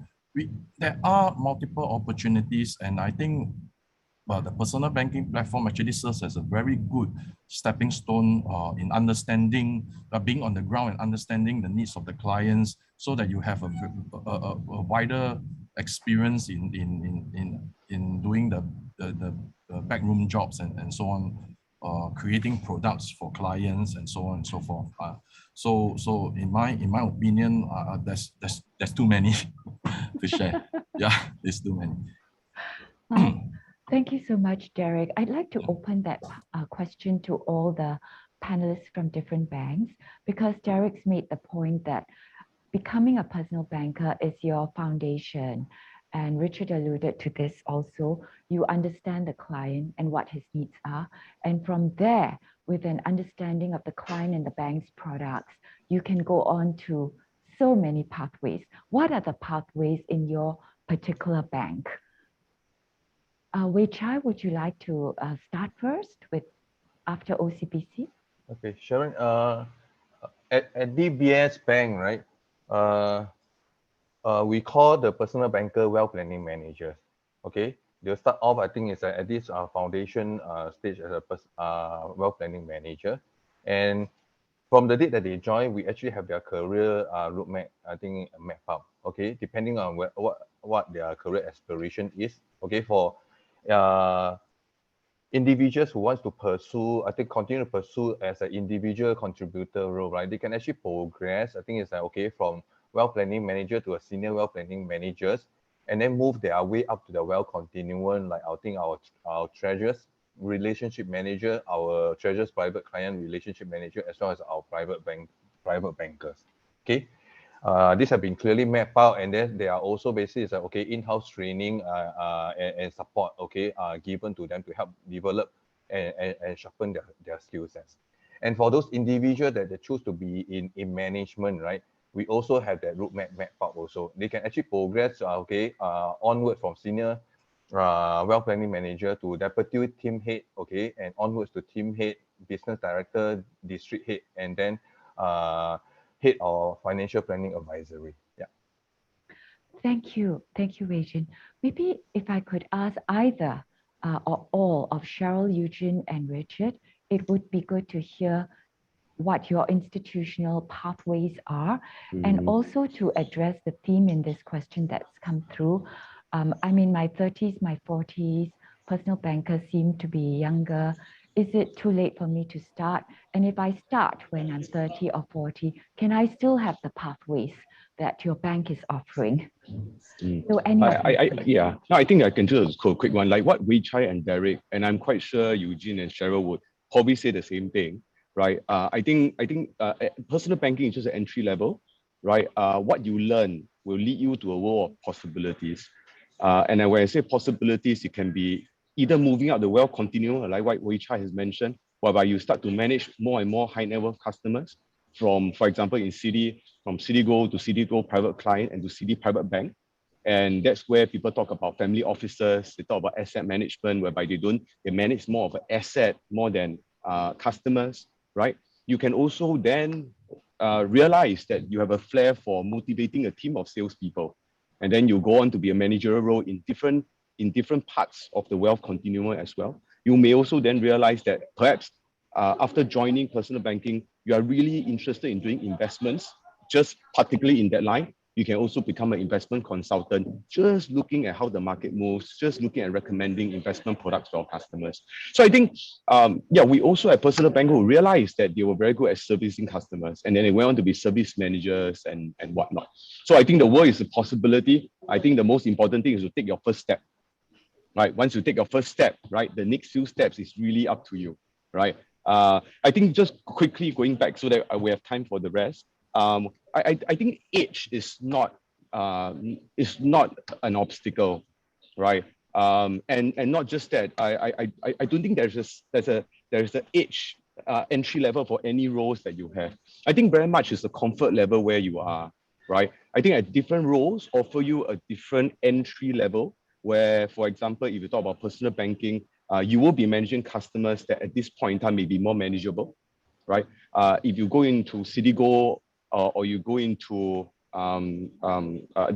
the privileged banking or the reserve banking of the different banks that we see here, right? You will have customers that are a bit more discerning.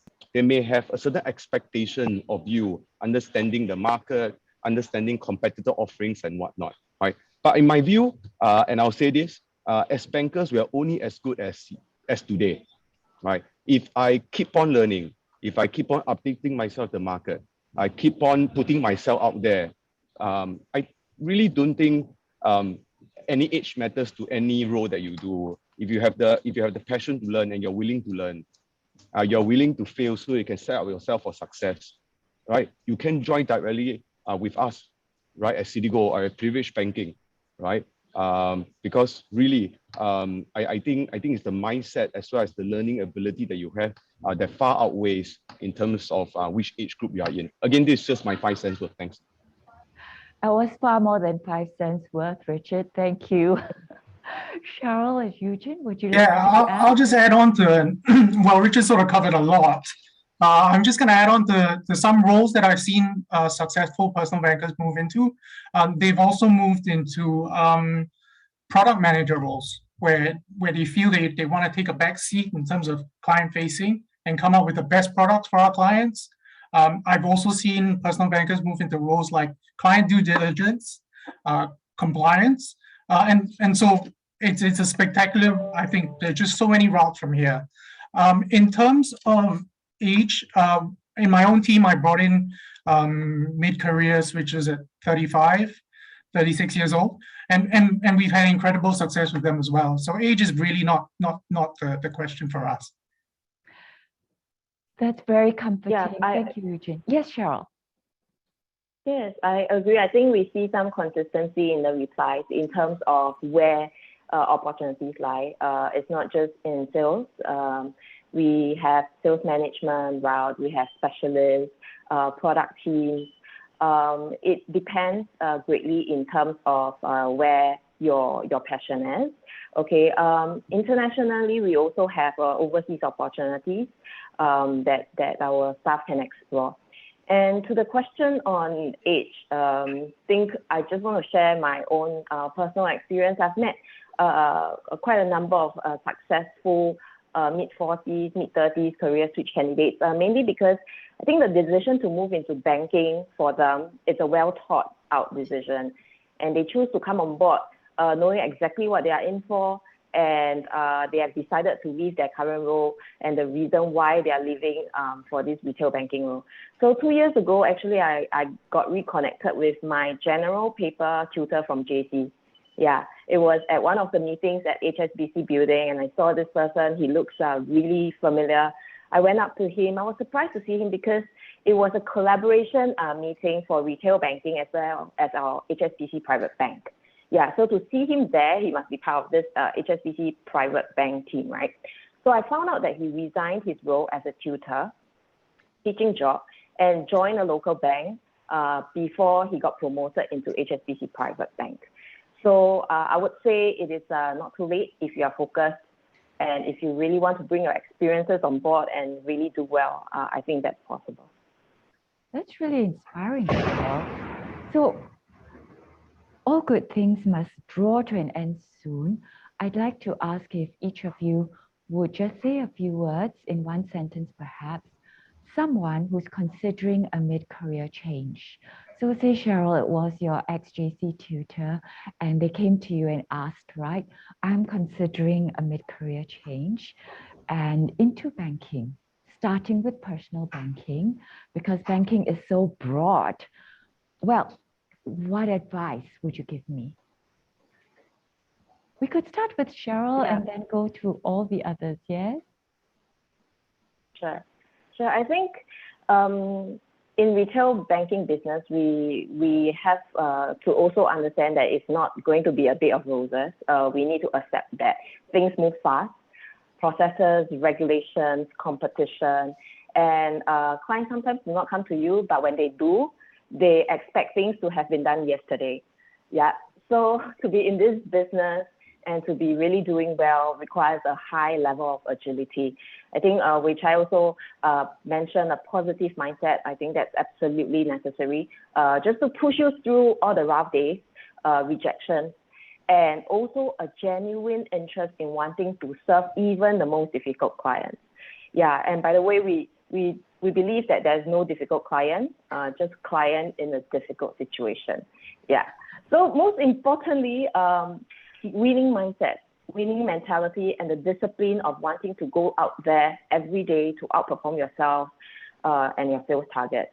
So I believe with all these that's coming your way, if you really do well, the biggest reward that you can expect out of this would be one of the fastest and most structured career progression paths in any industry. It is straightforward, performance-based assessment. It is a very fair approach. And I think if you are here considering a mid-career switch, then this is one important factor, because you don't want your progression to be decided by KPIs that you may or may not know. Yeah, so this is very clear, straightforward, performance-based. And if you are fully invested in a wealth management career and out there talking to clients, trying to close the clients, help them fulfill their goals, then you can also look forward to quite a healthy quarterly bonus. Yeah, so a lot of managers that I speak with or interacted with, every time we distribute out the quarterly bonus, we wish we would have stayed longer in a sales role, right? Yeah, so lastly, I think the network, the intangible network that you build with your clients, I think there was a question on that. Yes, you will meet a lot of people and it will really open up a lot of opportunities, both on a personal as well as a corporate front. Yeah. Thank you so much, Cheryl. So no difficult clients, really, just clients or people in difficult situations where you can help. Derek, did you want to? I'd like to answer this in a different way with regards to mid-career change. So just a few pointers that I'd like to share. I think first thing first, do your homework. I think going into the new environment after being in a comfort zone for the longest time can be quite a daunting task, I would say. And speak to people who have been in the industry or existing industry practitioners with multiple experience like Wei-Chai and Richard. Find out what is needed to succeed in this new industry that you are pursuing, and importantly do a self-assessment on whether you have transferable skills or the right characteristic to strive in this industry. That's the first thing. Second thing that I'm drawing from the experience of successful mid-careerists, I think there's one commonality between all of them, which I've discovered. They speak to their loved ones, they speak to their family about the career change. I think nothing beats getting support from your family or the closest people around you, because there are real world considerations, right? Such as your money expenses or the housing loan that you need to pay. And you need to discuss your transition plan into a new career so that you may alleviate the problems that may arise due to unforeseen circumstances, I would say. And last but not least, from all the millennials and my sons keep reminding me, once you take that leap of faith, just YOLO, throw caution to the wind and make it count. I think there's no point in looking back, but do the necessary to go after what you want since you're already there. Learn new skills, meet new people, create new network, and hopefully achieve the impossible. Thank you. Thank you, Derek. Achieve the impossible, which has become possible. Wei-Chai, Eugene? Yeah, go ahead, Wei-Chai. Eugene, you go ahead. Yeah, I think commitment is everything. Commitment to excellence. I think that's a huge thing. Once you take the plunge, really be that curious cat. You really want to find out everything that you can. You want to know exactly what you want from other people. Derek's covered a lot of this. And the last thing I want to end off with is I want to reinforce his point to speak to your better half. Yeah. I've always found that to be extremely invaluable. And the family at the end of the day gives you that support for your plunge into getting your second family. Because we spend a lot more time in the office than we do at home. And that's the reality of the situation. But it is so great to have that kind of support before you take the plunge. Thanks. Thanks so much. You've really made a good point. We spend so much time in the office. It is your second family, more time than you spend with your family in a normal day. So Wei-Chai and then, Richard, some words for if these were your sons and daughters or cousins or uncles, aunties coming to join you in the bank and they're asking, should I'm mid-career hire, what advice would you give to them? Sharon, for me, right, I will actually encourage, I think it's that the candidates to really put themselves, I think it's in the position, I think it's as consumer or financial planning service, right? Do they see themselves, I think it's doing this role, providing this service to the customer if they were to make this switch, right? And also ask themselves, I think it's what is the purpose of taking on this role? And this role, I think is that if they are successful, definitely it pays, but is that all to it? Or are there actually the job satisfaction? I think it's beyond what money can offer, right? And it's also very important, I think, is that once they decided to basically make this conversion, right, to really back it up with commitment to make it happen for themselves. Okay, all the training support, all the managerial support will be there to make them successful. But at the end of the day, it's up to them. I think it's like, okay, how well they want to do, okay, and to succeed in this role. Right? At the end of the day, it's also about really being genuinely interested to help customer plan and secure their financial future. Okay, and customer can feel it from every engagement session with them, that they really understand and they can their needs, and they can really place their trust with them. And all the candidates should actually also make it a point to build their own brand name. Then I think it's when customers think of next financial planning, or maybe if they have acquaintance or friends, I think it's that looking, I think it's maybe doing some planning, right? They will think of one of them, and then definitely with that they will have really make it. Yeah. Thank you. So Richard, last parting words of advice from you for our audience. Yes, yeah, of course. I can't walk away here without saying anything. You know, that's what financial sales is. I think number one, I have 3 sons. Was trying for a daughter, but I would stop at 3. I think I've done my national service. Based on the academic result, I'm not so sure whether they can pass those tests. But that said, you know, if one day they were to join, you know, I will ask 2 things, right? Number one, every speaker today resonates because we have seen many people come and go. We've seen people who are good. We've seen people who eventually not so good and left the industry. I think the most important part is like what more the panelists mentioned. You must be excited about the role. You know, most of us here have been more 17 to 20 years. We are still very passionate about what we do, and you can hear it from the way we are sharing today. One of the things you know whether you are passionate about financial sales is every time we wake up in the morning, do you check Bloomberg first or do you check Instagram first? Right? Do you check Reuters first or do you check Facebook first? Right? I think for us, sometimes we will even wait till the US market that's open, right, to take a look. Because we are extremely excited about what we do, and what we do has become part of us, right? And I think this is important for you to really last through the rigor of financial sales. I think the second advice is like what many have mentioned, right? Financial sales is a journey. I think it doesn't quite help, right, that all of us here are sitting in nice offices, wearing a suit, you know, and the implied idea that people do earn a lot in financial sales, driving swanky cars and whatnot. I don't think people should look into that. I think it's the journey that's important, right? That you must be willing to serve. You must have the commitment to the cause. You must be able to put your customer interest before yours, and you must be able to treat your customer's money like it's yours. Only if you are able to go through this, right, as inputs, then I think eventually the results will get you there. But it's important for us to look at this pre-journey first, whether we are willing to embark on this journey and be fully committed to the cause. Because if you are, all the banks here are fully committed to your cause. So with that, I think I'll end off here. And we really hope to see you joining us. And we hope to partner you in this journey to make you successful. Because only if you are, then we will be. Thank you. Thank you so much. To each of our panelists, I think on behalf of the audience, we would say it would be a privilege to work for any of you. For our audience, I would say each of these panelists and their institutions, as well as the other participating banks who are not represented on this panel, they are looking for people to join them in this exciting journey. Let me end up with this. There's a saying, live as if you would die tomorrow.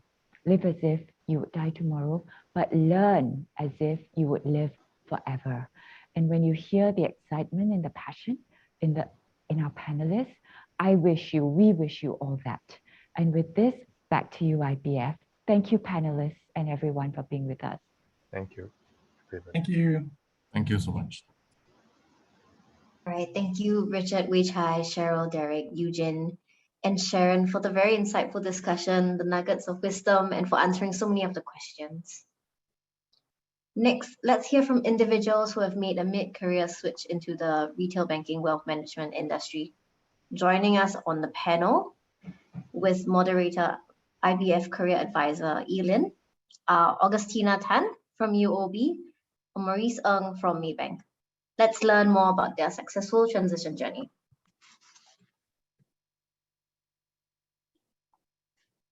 Hi everyone, can everyone hear me? Yes, we can hear you. Oh, great. Okay, hi.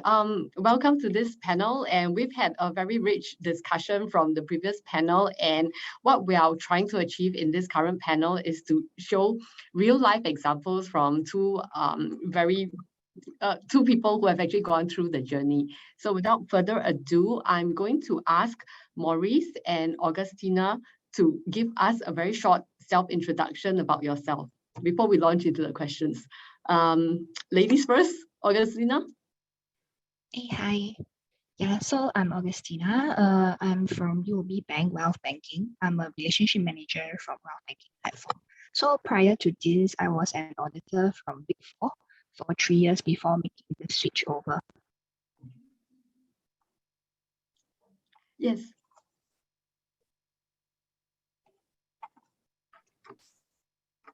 Hi, I'm Maurice. Yes. Yeah.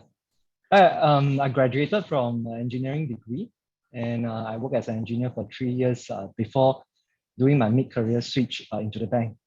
Joining the bank in the entry-level sales position as a retail RM. And from there, I've progressed to be a business manager and later a branch manager. And now here is where I am.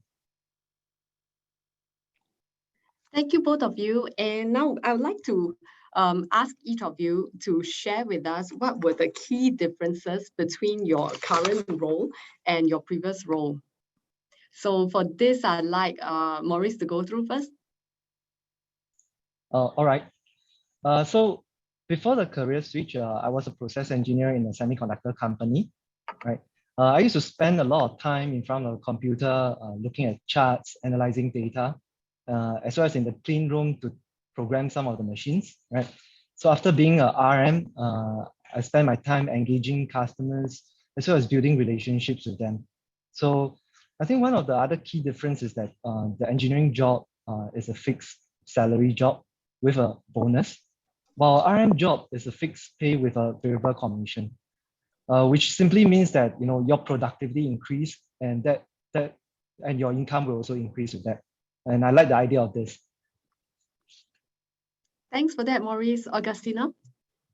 Okay, for my side, previously I was an auditor, so I spent a lot of time with the engagement team, the audit team, and also working with the accounting team with the clients. But now it's a bit different after I did the switch. So basically, day to day, I make cold calls as well as calls to my clients, and I'm also out and about doing the client appointments. So this job actually requires a lot more self-discipline and a lot more daily interactions as well. So adding on to what Maurice has said, there's a variable component to this job, which previously I was actually drawing a fixed salary. So in the way it kind of like motivates me, because at least on the variable side, I'm able to control it. I'm taking charge of that. Yeah. Thank you, both of you. So for the audience, we hear very clearly that this job provides the opportunity for you to have the kind of rewards that are tied exactly to how much effort you put in. And we are also seeing from both our panelists that they switched from previous roles that were not necessarily very people-oriented to this particular role, which is extremely people-oriented. So picking on that, I'd like to find out more from both of you, and we'll have Augustina first to share, right? Was it difficult for you when you move from audit into this role, given that in audits, you don't really have that much of a people interaction as compared to an RM, which day in, day out you're doing? Of course, it was a bit hard to adjust from at the start because I have no prior experience in calling clients at all.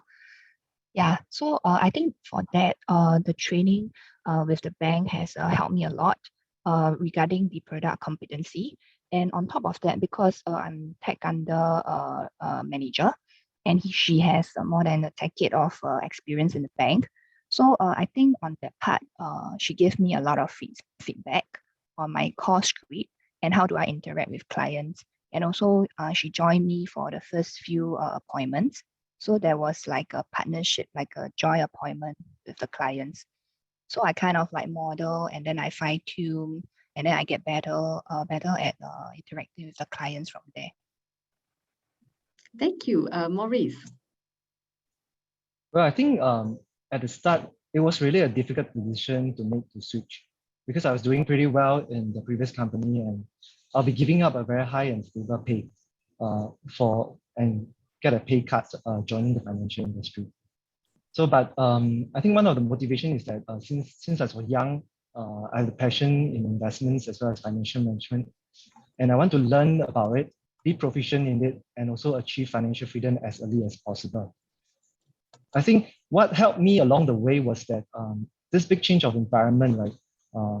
I was able to quickly get used to it with the help and guidance of my colleagues and friends along the way.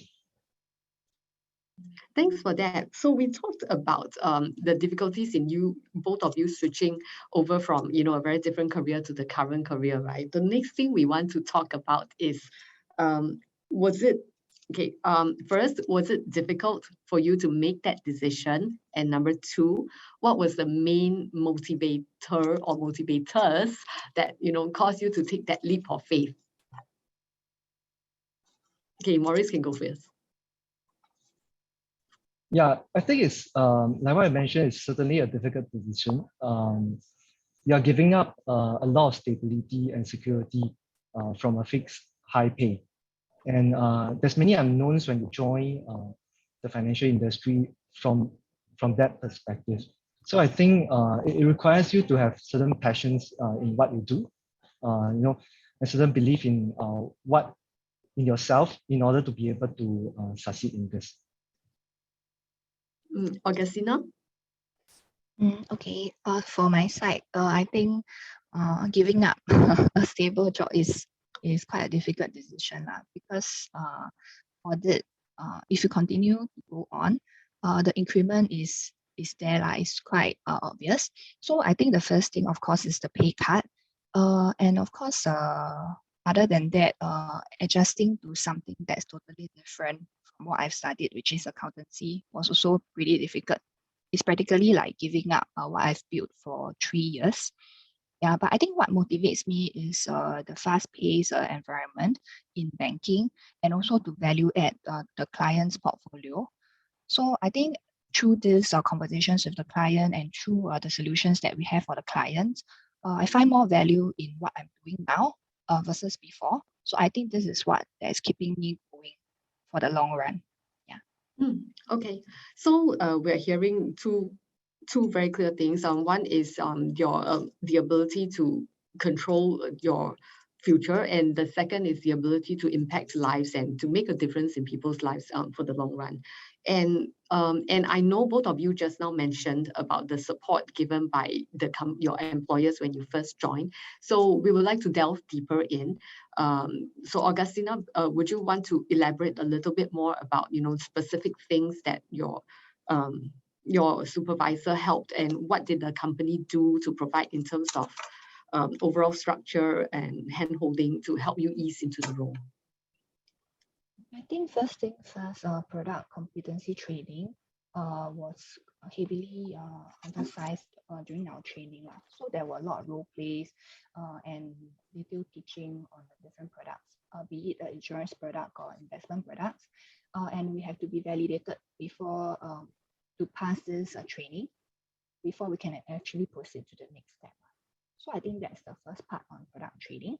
And then the second part, I think the feedback and also all the reviews with my supervisor, my manager, has also helped a lot because from time to time, if you receive any kind of like rejection or objection from the client, sometimes it's good to discuss with your manager, and then the manager can, with her experience in the bank for a decade, right? She can actually give you and fine tune the way you speak to your client, the way you make your calls.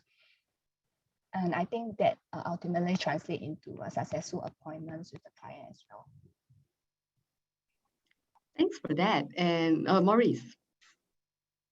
Yeah, I think I recall the time when I joined the bank. The bank has in-house program, training program that uses both internal as well as external trainers to get us up to speed with financial knowledge.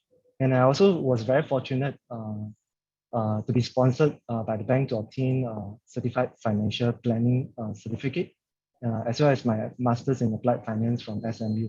I'm very grateful to the bank, right? And I think at the onset, the very key thing is the direct supervisor must be able to really appreciate and empathize, right? That you're doing a mid-career switch. Unlike a fresh graduate, right?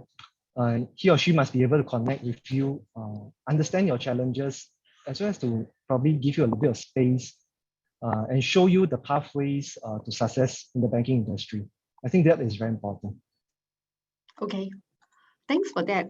So we've heard and we've heard quite clearly from both of you, right? The infrastructure, I mean, the product training given by the bank is important, but so equally important are is the support of your direct supervisor. Right. So the next question that I'd like to ask is, what are some key attributes that you have personally that you feel have helped you to make the successful transition as you have done today? So Maurice. I think the key attribute for me to make the switch is my belief in myself. So the belief in yourself is important. I always believe in this. If you know that you're doing a good job or above average job in what you're doing now, and you used to be doing a good or above average job in your studies, or you'll be doing a good or above job in what you have put your mind into, then you'll do well as a wealth manager, right? The other attributes that are very important in this industry are things like good interpersonal skills, as well as perseverance. I think these are the two common attributes that we see in a lot of our performers. Thanks for that, Maurice. And Augustina? Mine is pretty similar to Maurice's attribute. So I think perseverance is extremely important in a job because the clients are trusting you with their money, their hard-earned money. So I think relationship building and perseverance kind of go like hand in hand. So because they are trusting you with the money, there are a lot of follow-ups that we have to do and a lot of assurance, a lot of conversations that we have with the client. So it might not be every month that you might be doing well because every month you restart, right, on the numbers, on the target. So I think it's also important for you, other than persevere through, to be positive as well. So other than that, I think interpersonal skills is very, very important as well because you will be meeting clients from different walks of life and different backgrounds. So with a good skill set, right, you'll be able to handle the different conversation and kind of fine-tune the way you communicate with the clients as well. Thank you for that. Okay, I've just been notified that we should be wrapping up soon. So I'm just going to ask both of you to share what are some key mindset you have both shared, right? You have both shared about being competent in your general work ethic and all that, and good interpersonal skills, perseverance and discipline. So if today I were to ask you to share, what is a few tips that you can share with someone who is a mid-career risk, who's trying to get into this role, what would be one piece of advice that you'd like to share? So Augustina. I think that it's important to believe in yourself because if back then I didn't believe in myself, I wouldn't have give up 3 years and start a fresh year. And I also think that it's important to act on what you believe in. So if you believe that you will be ethical and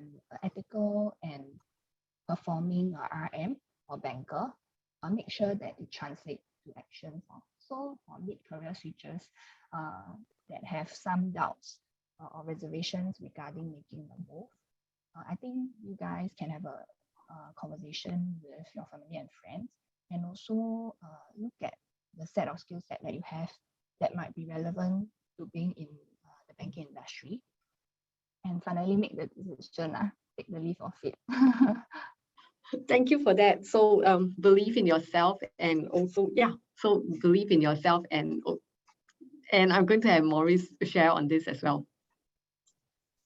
Yeah, I think it's people will tend to procrastinate, right? When it comes to making decisions like this, set yourself a hard timeline, right? And before reaching the timeline, making the decision, right? Go and speak to your friends, your family, your loved ones, right? Who know you. Do a self-assessment of yourself to make sure that you satisfy yourself that you are suitable for this role, and you get the support from your family and friends for the switch. Then follow it through. That's all. Oh, thank you. So to sum it up for this one, our advice to whoever is on our audience, who's trying to come into this sector is, number one, believe in yourself, and number two, get objective feedback from your friends and family, and find out what's in it. And thirdly, set yourself a hard timeline, right? And I'm going to ask is it Nicole? Are we ready to wrap up this session now? Yes, we are. Thank you very much, Augustina, Maurice, and Eileen. So for today's final agenda, the participating financial institutions will now showcase their employment proposition. This is the perfect time for attendees to learn more about each bank, and you may ask any questions in the Q&A tab below. So we'll first start with Citibank. We have Brendan Carney to lead us in the session.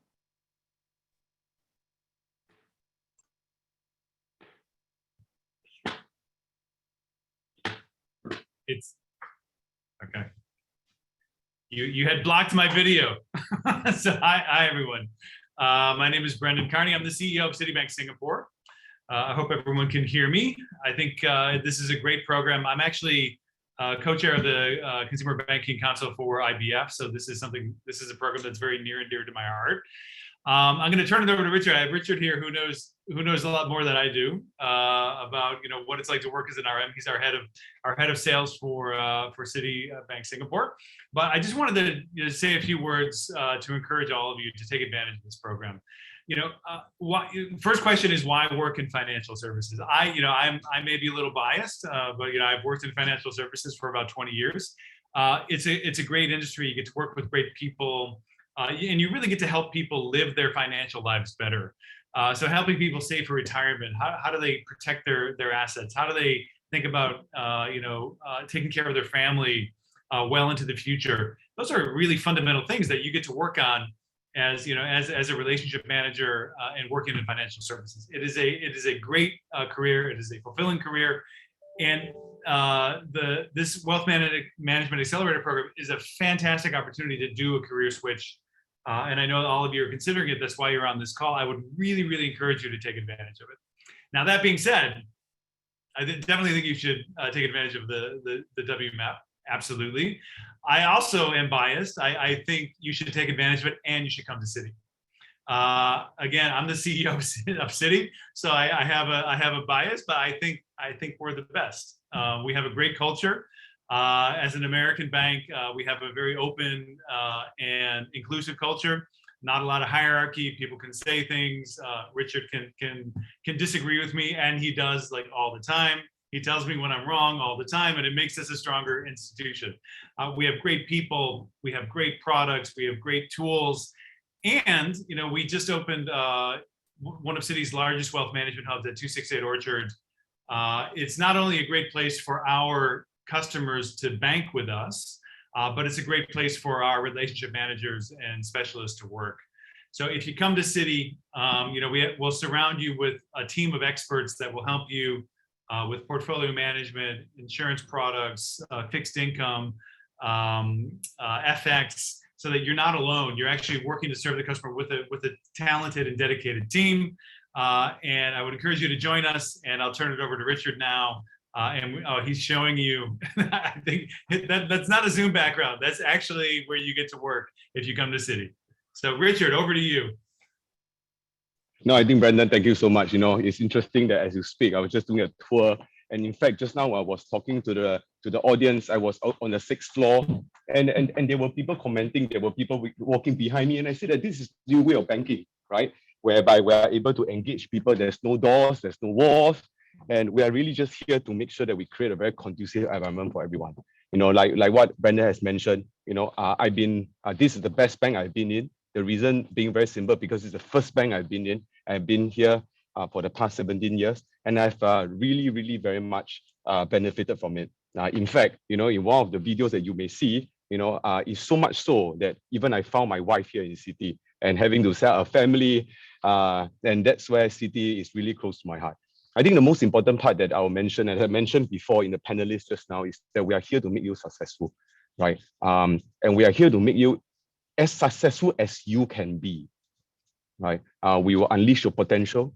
We will make sure that today, no matter how difficult things are, we will ensure that there's a structured program that you go through, that you are really able to make sure that you can be better with each passing day, right? To be the best wealth managers that you can be. And again, not being biased here, I think in Citi, we pride ourselves that if you join us here, right? There's always a saying that my boss says, if you join us here, next time when you cross the road, you get a job. But that said, you never cross the road. You know why? Because Brandon is here. We cannot promise that you will find love and marriage at Citi, but you will find a great team and great colleagues and have a great career. So yeah, so really looking forward to everybody joining us. And again, you know, if I may, you know, in fact, just now I just moved from the 7th floor, now 6th floor, now to the 7th floor. And in fact, I have some of my managers here, and maybe they could also say hi, because these are the people that will make you successful, right? Okay. Right. So again, we already welcome you to Citi, and do reach out to us and take some risks. Be committed to the cause as you embark your wealth management journey with us. Thank you. And I think we can take questions. Do we have time for questions? I think we do.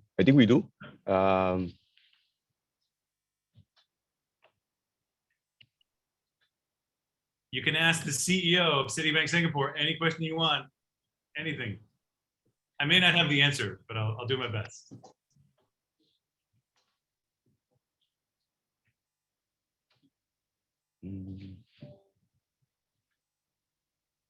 I think we freaked them out. I think Brandon, maybe I could help. I think one of the questions, and maybe perhaps one of the advice that you may have, especially for mid-hire, who right now is contemplating doing a career switch, what would be, in your view, an advice for someone aspiring to join us in financial sales as a mid-hire? Yeah, look, and I think some of the panelists from before that had been discussing exactly this. I think you want to look for an institution that's going to support you and really look out for you and give you all the tools that you need and the time that you need to succeed. You know, we definitely, you know, in some companies, and you know, I think that it's sort of like sink or swim. They throw you in the deep end. They say if you can swim, and if you make it, great, and if not, then you know you get shown the door. That's not our mentality. We believe in training. We believe in support. We believe in constant coaching. We have a really great coaching program where we'll actually observe you serving customers and give you some very specific feedback to help you do better and serve customers better. So we are all about, you know, really making sure that we can ensure your success in this transition. And I think you want to look for an institution, and there's other great institutions in Singapore as well. But you want to look for a home that's really gonna be looking out for you, and not just not treat you as a number, and not just see like, oh, if you're successful, great, and if not, then you know they're not invested in you. So I think finding the right culture, finding the right fit, finding the right team is really, really important as well. I think Brandon, thanks for that. I've been a true beneficiary of that, and I'm sure many people here will be able to benefit when they join us moving forward. I think with that, back to you, Sharon, Nicole. Yes. Yeah. All right. Thank you very much, Brendan and Richard, for the fun sharing session. We're going to hand the time over now. Thank you, Brendan. Thank you. Thank you. All right, so now we'll hand the time over to DBS.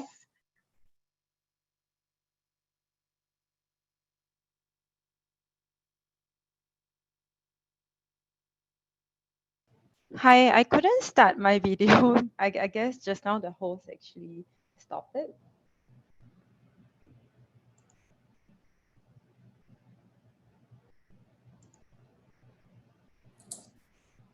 Okay, I hope everyone can see me. Okay, I'm Amy from DBS. So I'm the business director for the Financial Planning Advisory Group. So myself, I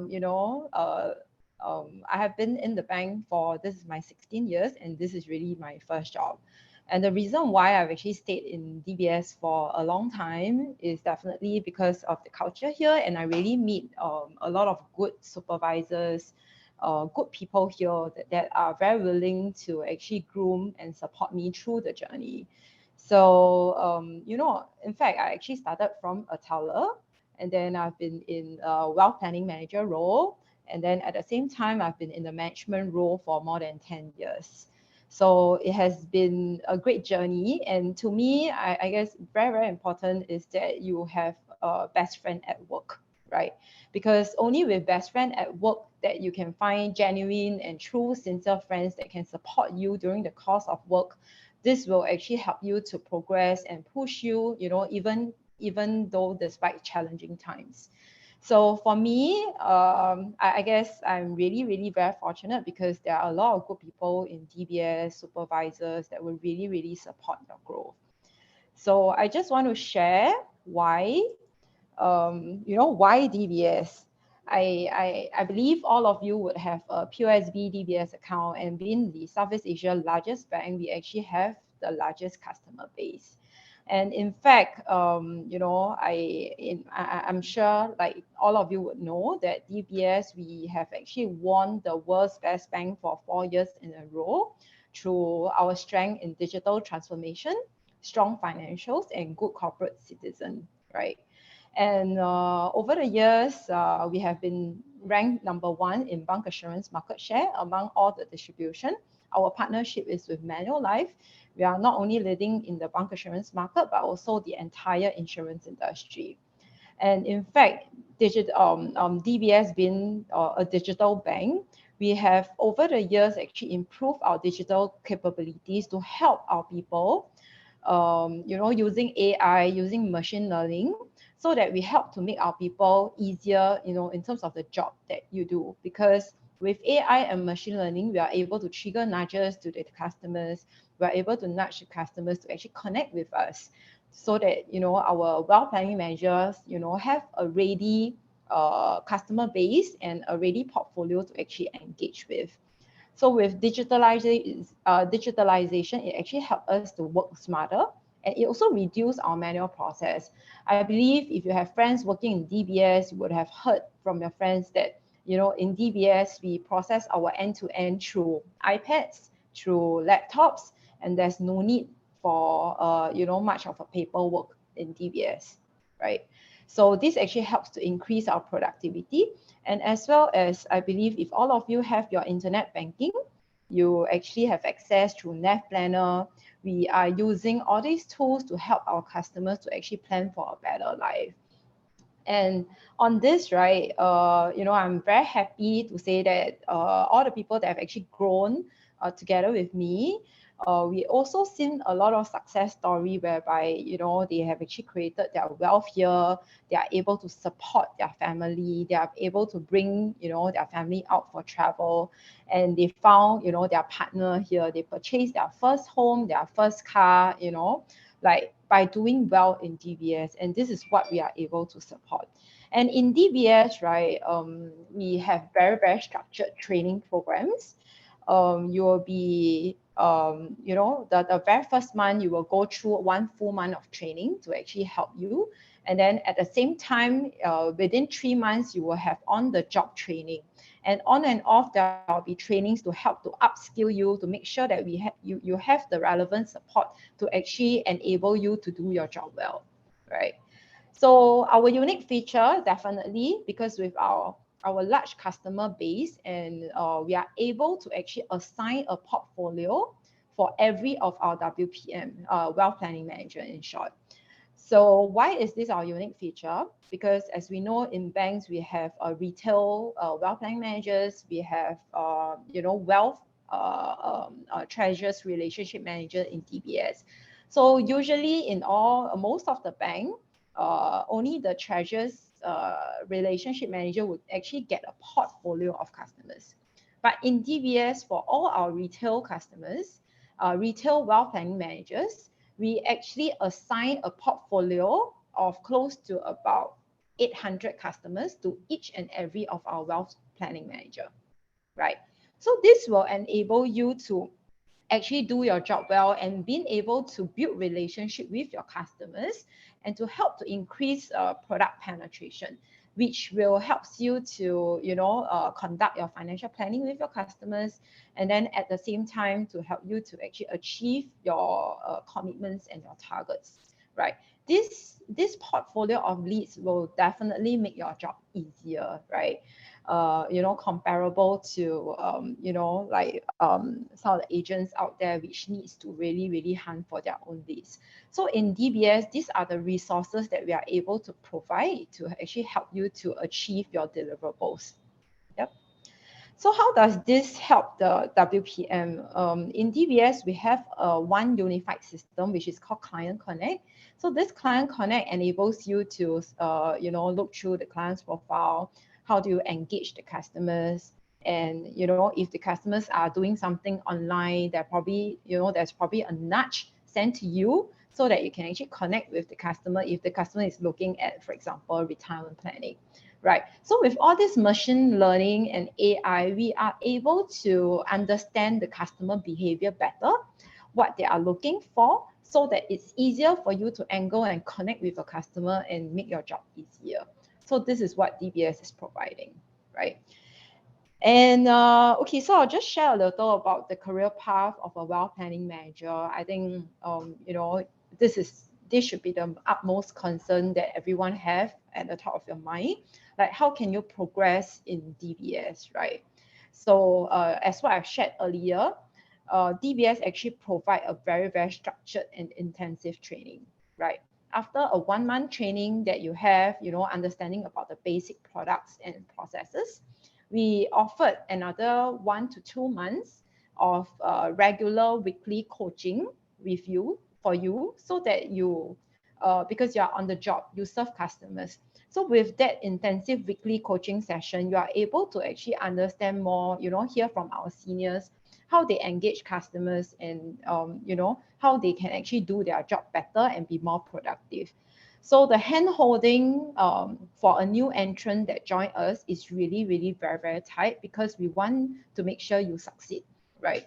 And in DBS, I'm just very happy to share that most of my people have already stayed here with me for at least 3 to 4 years.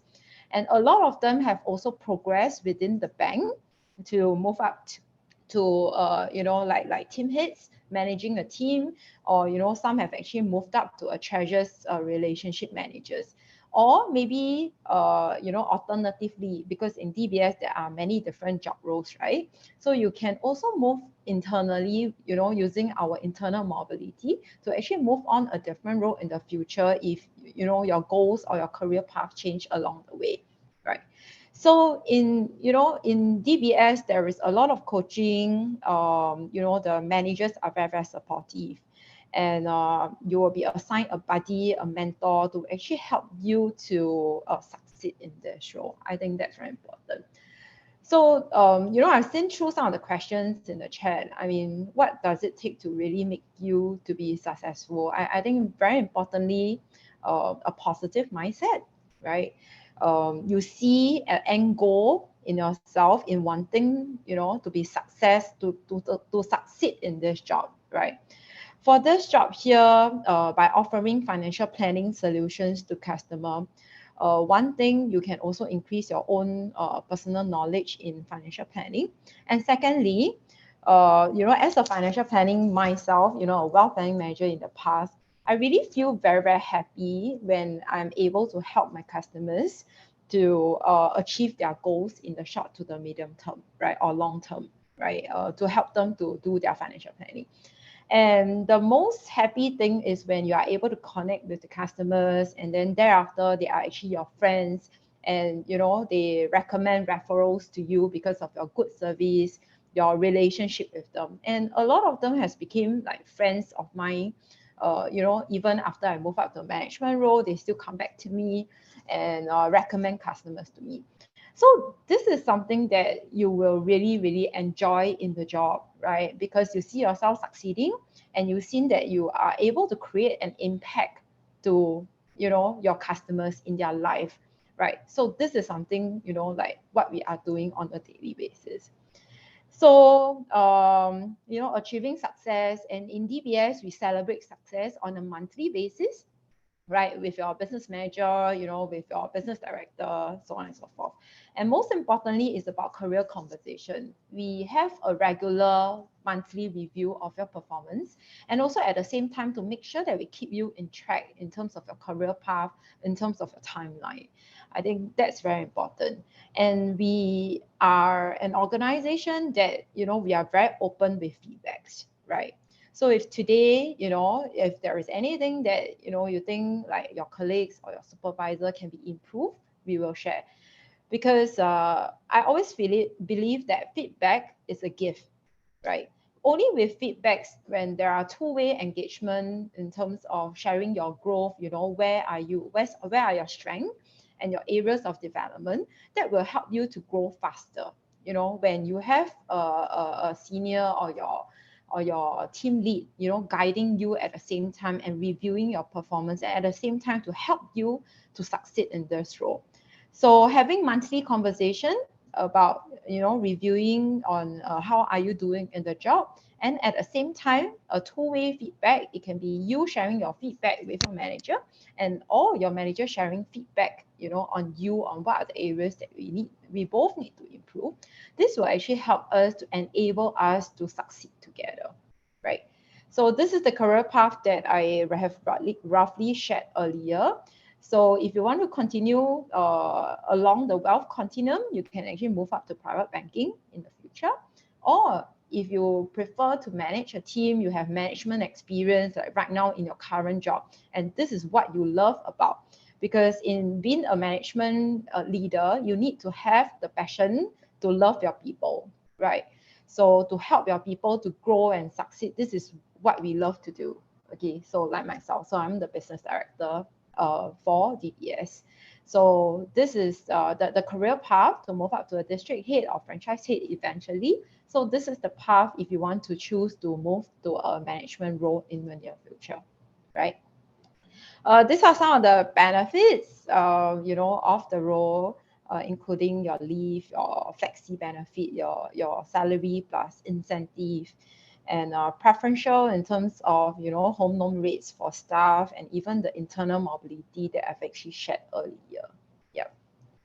So I have shared for the last few minutes, like 10 minutes. Do you have any question for me?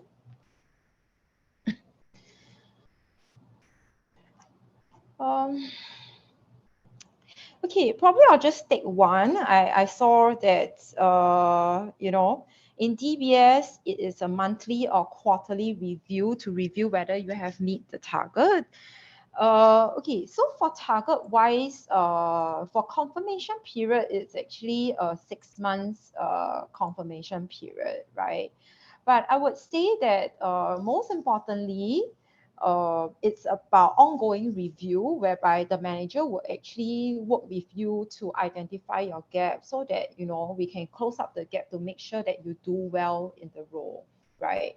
And confirmation 6 months does not mean that, you know, it's just 6 months, because at the end of the day, it really depends on, you know, like your focus and your attitude at work. So in DBS, you know, so long as I think the mindset is right, that you still want to continue with us, and you want to prove yourself that, you know, you are able to do this job well, rest assured that, you know, time will be given to you, right? So review of performance is on a monthly basis or quarterly basis, so depending on which stage you are at, right? And how on track you are. So most importantly, the ongoing review is to really help you to do your job better. So we will identify your shortfall, your gap, and then, you know, deliver the training and coaching to really help you to improve performance. So to me, don't get too worried about the outcome. Yeah, because it is the activities and what you do on a daily basis and your attitude and your mindset that will determine the outcome. So like for myself, I don't worry about the outcome. We control what we can control. We manage on what we can do on a daily basis, and continue to keep on improving, reflecting, improving, right? And at the end of the day, I'm sure you will get to your outcome. Yep. Okay, so if there is no other further question, I'll probably pass it back to our host. All right. Thank you very much. Yep. Thank you very much, Amy. Thank you. Next up, we have HSBC, who will be doing their sharing.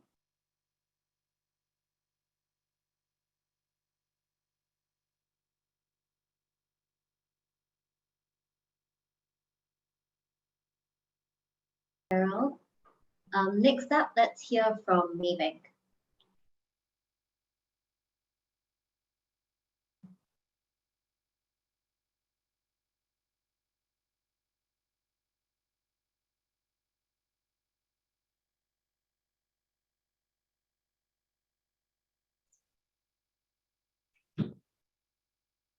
Hi, everybody.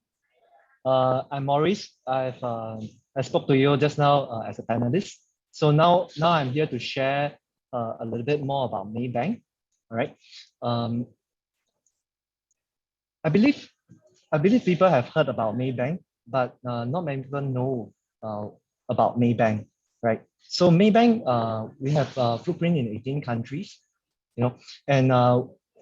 but we are very much an ASEAN-focused bank.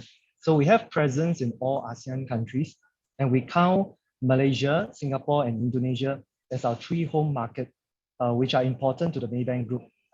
They are significant in terms of strategic focus as well as the contribution of business to the Maybank Group. So here in Singapore, we are the center of excellence for wealth management, right? And it's also here that our head of group wealth management, Mr. Alvin Lee, is stationed and sits, right? So, and I like to use this opportunity to share with people who may be applying to Maybank a little bit more about what Maybank is in terms of our culture and our organization. So, so Maybank's mission and core values actually defines our organization culture and working environment, right? So our values help us to fulfill our mission to be who we are today and also guide us towards what we aspire to become. So in the center of it all, our mission and our promise is to humanize financial services. Okay, what does humanizing financial services mean actually?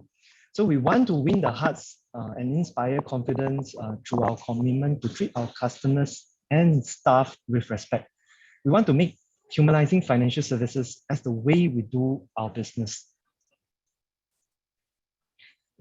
So we embrace our 5 key values across all our markets, big and small. So towards our core value are teamwork, integrity, growth, efficiency, and excellence, as well as relationship building. These values are what our organization believes and stands for. So we have a financial executive development program that is run in conjunction with the WMAP program. All right. So this 1-year program actually equips you with financial skills and knowledge. It creates opportunities for accelerated learning and skills acquisition. It covers wide range of training modules from external and as well as internal trainers. And we give practical exposure through attachment to our branches. And we allow the candidates to actively participate in our marketing campaigns. And I believe one of the key things is, you'll receive continual guidance from our branch manager and senior managers. In Maybank, I find that the ratio of manager to RM as being healthy at around 6 or 7. Right? So the managers are really able to give attention to our candidates. So for the career path, if you were to join Maybank, you'll come in as a personal financial executive. After 1 year as a personal financial executive, you will progress to become a personal financial advisor. And after 2 years as a personal financial advisor, you may see yourself to progress into a premier wealth relationship manager role. All right. Thereafter, the path is open for you to take the management route or the specialist route. In Maybank, even at the personal financial executive level, you'll be supported by insurance specialists, as well as treasury specialists. So those routes will also be open to individuals to specialize on later part of their career if they wish to. Management route is always open, right? I'm an example of a beneficiary of this management route. Some of my batch mates from this financial executive development program have continued to do sales. And one of them is now one of the top private banker in Maybank with us. Right? So some of our other branch managers I see in this organization have actually also moved on to product roles, compliance roles, as well as have joined business banking. That actually is a testament of how our internal career transition program works in our favor. Right. So what are the requirements for you? Right, we are looking for people who are passionate about banking, who are self-motivated, right, and who is positively confident and have a hunger for success. Thank you. All right, thank you, Marius. Once again, if you have any questions for the banks, you may put them in the Q&A tab. Up next, we have OCBC.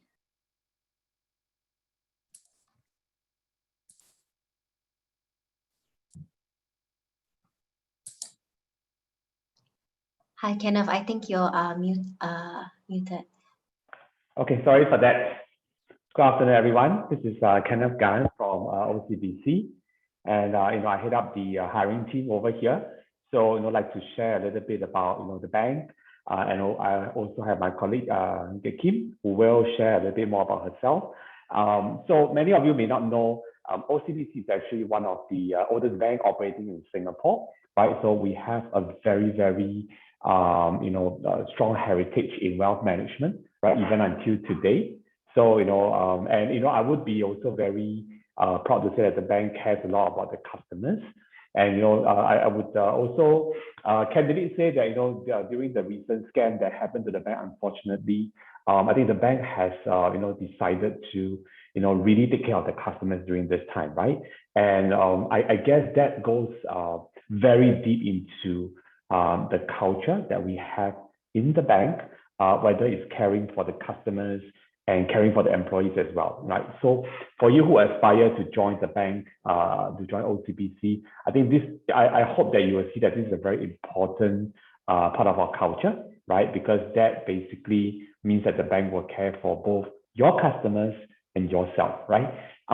We would probably be proud to say that we are one of the banks who have things like PSLE leave, right? Again, something very unique, something that you don't see in many organizations. But again, that goes to show that we have a top process for our employees as well, right? And I'm also very proud to present introduce my colleague Kim, right? Kim is actually a very interesting person because she did a career change, right? From being a wealth management sales background person to a recruiter in my team right now, right?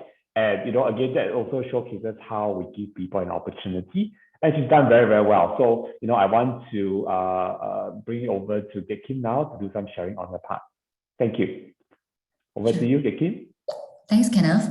Hi, good afternoon, everyone. My name is Kim. I'm from OCBC Bank, under Group Human Resources Department. We're actually from the resourcing center, which is the talent recruitment center, right? So as mentioned by Kenneth, I myself is as an example of a mid-career professional who actually changed my career halfway. Yeah, so all along I've been banking for more than 10 years, doing wealth management sales from a personal financial consultant to a relationship manager. So I agree that no doubt the change actually can be quite challenging or even scary. But at this stage, we believe that the right advice and guidance will definitely make a world of difference to the audience to the audience over here to boost your confidence. So over here at OCBC, we are here to actually assist you, to provide you with this much needed guidance, advice to help yourself make more informed decisions, to be more confident in your pursuit of a new role, even without relevant work experience. Okay, right. So as our OCBC brand tagline, we see you. This is so relevant to everybody here, because at OCBC, we recognize each of you as individuals, and we also recognize the value that you bring to the OCBC Bank in terms of the passion, the creativity, the intellect, the potential, and also the uniqueness that everybody brings to the bank. And we also definitely we like to create and promote a very caring, progressive culture within the bank, as we actually become the best version for yourself and deliver a difference. So this is who we are. This is OCBC Bank. Okay, right. In OCBC, we actually have a few core values of as follows: LIFRR. Okay, so L actually represents lasting value. To give you an example, for instance, in terms of personal financial consultants, PFC for short, this will actually mean a career progression for the PFCs. So for instance, once you're shortlisted to be a PFC personal financial consultant, you can, if you do so well, you're so successful, you can actually progress to be a senior PFC after 15 months. But if you do superbly well, you'll be actually a fast track program for just 12 months. All right. So, and for a very successful PFC, they can choose to eventually pursue either a sales route or management route. Yeah, so for the management route, they can eventually become a branch managers who will actually be leading a sales team. Yeah, and also for PFC who still have a passion to do sales and banking, they definitely can progress to be a premier relationship managers, and eventually also progress to be a premier private client advisor within the bank, serving the very ultra high net worth clients. All right, okay. And also we have another value within OCBC besides lasting value. L stands for lasting value. We have I for integrity. So in terms of PFC's aspect, this will mean that helping our clients, PFC helping our clients to manage their wealth in terms of protecting and enhancing their wealth through wealth management products like unit trust, structured deposits, insurance product, helping them to manage their wealth, to grow and protect their wealth with integrity. Right, and the next value for OCBC will be forward-looking. So this will be in the form of internal career mobility. Like mentioned earlier from Derek from OCBC, our cluster manager, he was mentioning about this IGP, which is internal job posting. So usually after about 18 months, if there's actually suitable job postings and some transferable skill set, our PSCs definitely can actually apply to do an internal job posting to another different role, either within the same department or to other departments. So depending on suitability itself and whether there's any transferable skill set, this is actually under our forward-looking aspect for core value. Another will be under R for respect, because I believe that everybody wants to work in an environment with, which is very conducive with caring bosses, supportive colleagues, etc. So this is where OCBC is. We actually promote a very caring environment over here. All right. And yeah, so lastly and of course the last part will be under our responsibility. So as a frontliner under our personal financial consultant for this role, for all of you out there under mid-career professionals, so we just want to stress that because you're actually representing the bank and you're doing a frontline role, so it's actually important that you're actually responsible for your clients' money. You help them to manage the funds well in terms of recommending them suitable financial solutions to actually help them to grow and protect their wealth. So that's actually a responsibility for you as a personal financial consultant if you decide to join us over here. Okay, so lastly, to all our mid-career professionals over here, just like to share with you that initially for every path you take for career change, it's always not easy. Like mentioned previously from Cheryl from HSBC, there's actually it's definitely not a path of roses. You'll be a path filled with lots of obstacles. But if you're willing to actually work very hard and have a very positive attitude to learn always, and also always have a passion to do sales, have a passion for banking, if you believe that you'll definitely be able to do well, in fact, excel in the new role for this mid-career switch for the role of personal financial consultant OCBC. So that's all for my sharing for today. So maybe we can take any questions if you have any from the grounds.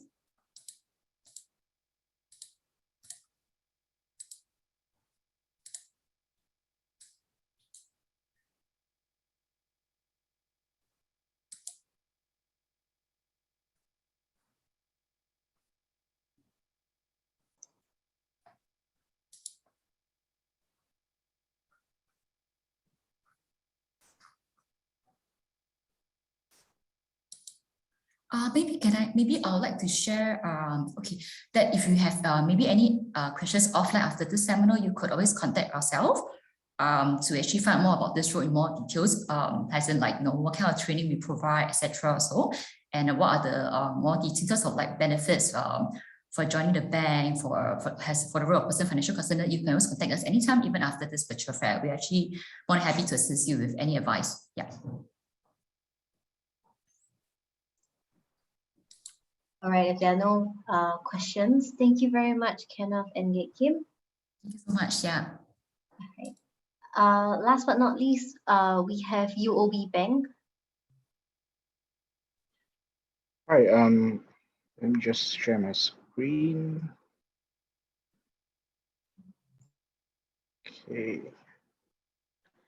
Okay, hi everyone. Hope that you can hear me clearly. Any point of time I seem to be breaking up, just feel free to stop me. So I'll just put this in presentation mode. Okay, my name is Vincent. I'm a senior team head from UOB, Privilege Banking International. So short introduction about myself. I've been in banking for the past 11 years, doing wealth management for the past 10 years. So currently I'm heading a team of relationship managers in the privilege banking space for offshore clients. So I just want to share a short story. 2 weeks ago, I watched this movie. It's called Everything, Everywhere, All at Once. Some of you may have watched it. If you haven't, please do. It's an excellent movie. It's really mind-blowing. So, spoiler-free summary. It's about this lady who discovers different versions of herself in the multiverse. So funny thing, right? Multiverse is very interesting. Even though it's not real, but everybody knows what it is, right? So long story short, this show has me wondering. I think if you've watched it, you also wonder. If you could turn back time, if I could turn back time, or if I could choose another version of myself in another universe, would I do that? So the honest answer is no. If I could turn back time again, I would choose banking over and over again. So this career is really very colorful. That's that much conviction I have about this career. So if you're on the fence about it at this moment, so now I'm here to tell you more about UOB. Why, as a mid-career switch candidate, you might want to be looking at UOB. So let me just do a quick introduction about our banking setup. For wealth management track, we usually look at hiring fresh graduates into our personal banking segment as a PWE, Personal Wealth Executive. So now, then they will progress to wealth banking and subsequently privilege banking. So now, as someone who is looking to enter banking from another career, what the main concern on my mind is that I wouldn't want to start right from the beginning, right? So at UOB, we do recognize and value that you have gained experience elsewhere in your current role, and that's valuable to us. Okay, so if you join us and we deem you to be suitable, we will place you we will give you a direct placement as a relationship manager, short for RM, in wealth banking. So now you may ask, what is wealth banking about? So wealth banking is effectively a priority banking segment platform for the rising affluent. And you will be hired as an RM to manage a portfolio and grow this platform with us. So you'll be able to build a portfolio for the client with tools and products very, very similar to privilege banking. Okay, and after all, this is a platform to prepare you for privilege banking and beyond. Okay, so you probably wonder, right? So many choices. Why should I consider UOB?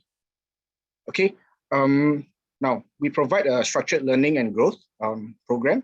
So this continues throughout your entire career with us until the day you decide to retire or leave. Okay, not just the first 2 months. So we ensure that you're always up to date with the ever-changing financial industry, especially now with AI and different technologies. Okay, so we will, and secondly, we do have a senior banker and a dedicated special support. So we want to assure you that you're never alone in this journey. Okay. So secondly, we have very, very clear promotion criteria. It's very clear and transparent and openly communicated. So as long as you hit this criteria, you will get promoted. There is no discretion involved to your manager. Okay. So we believe in a talent retention as well. So if you want to explore other careers in other departments, after 24 months, we do encourage you to do so as well. Okay, so now as a Wealth Banking RM, you will be tagged a portfolio of clients, and you will take ownership of these clients.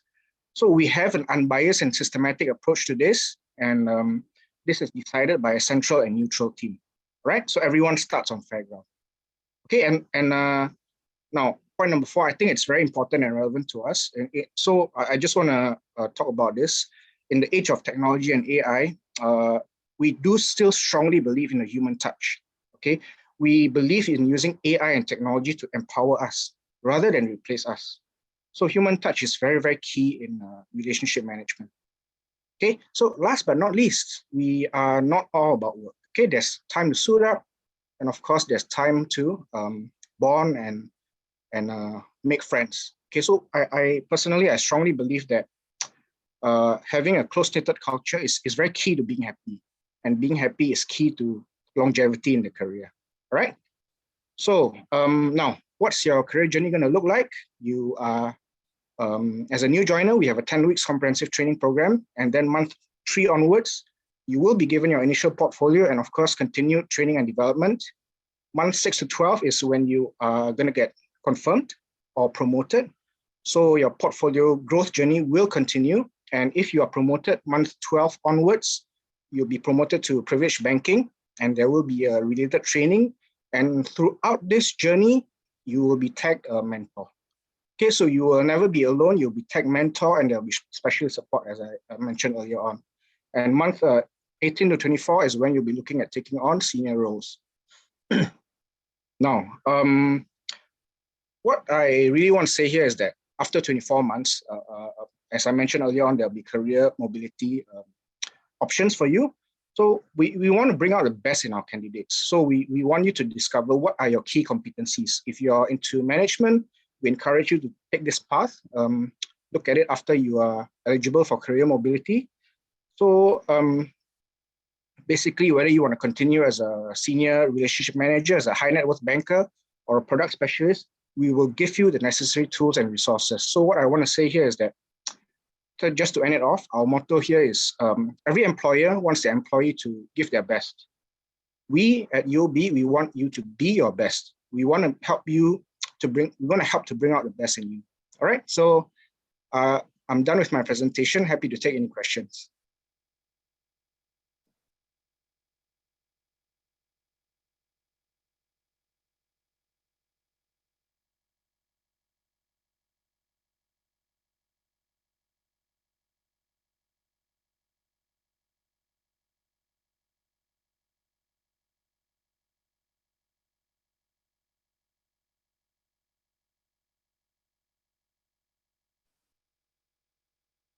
All right, if there are no further questions, thank you very much, Vincent, for your presentation. Okay, thank you.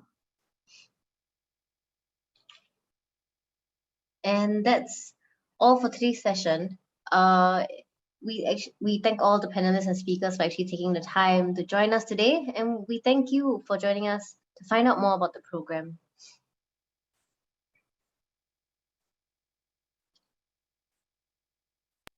So once again,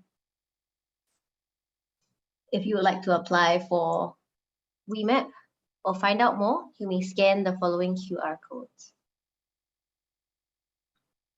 Just one last thing, just checking if any of the questions are how the attendees can redirect their questions to IBF.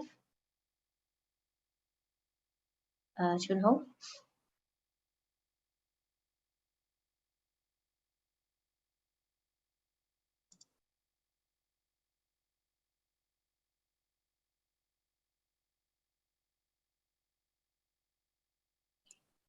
Yeah, thanks, Nicole. Yep.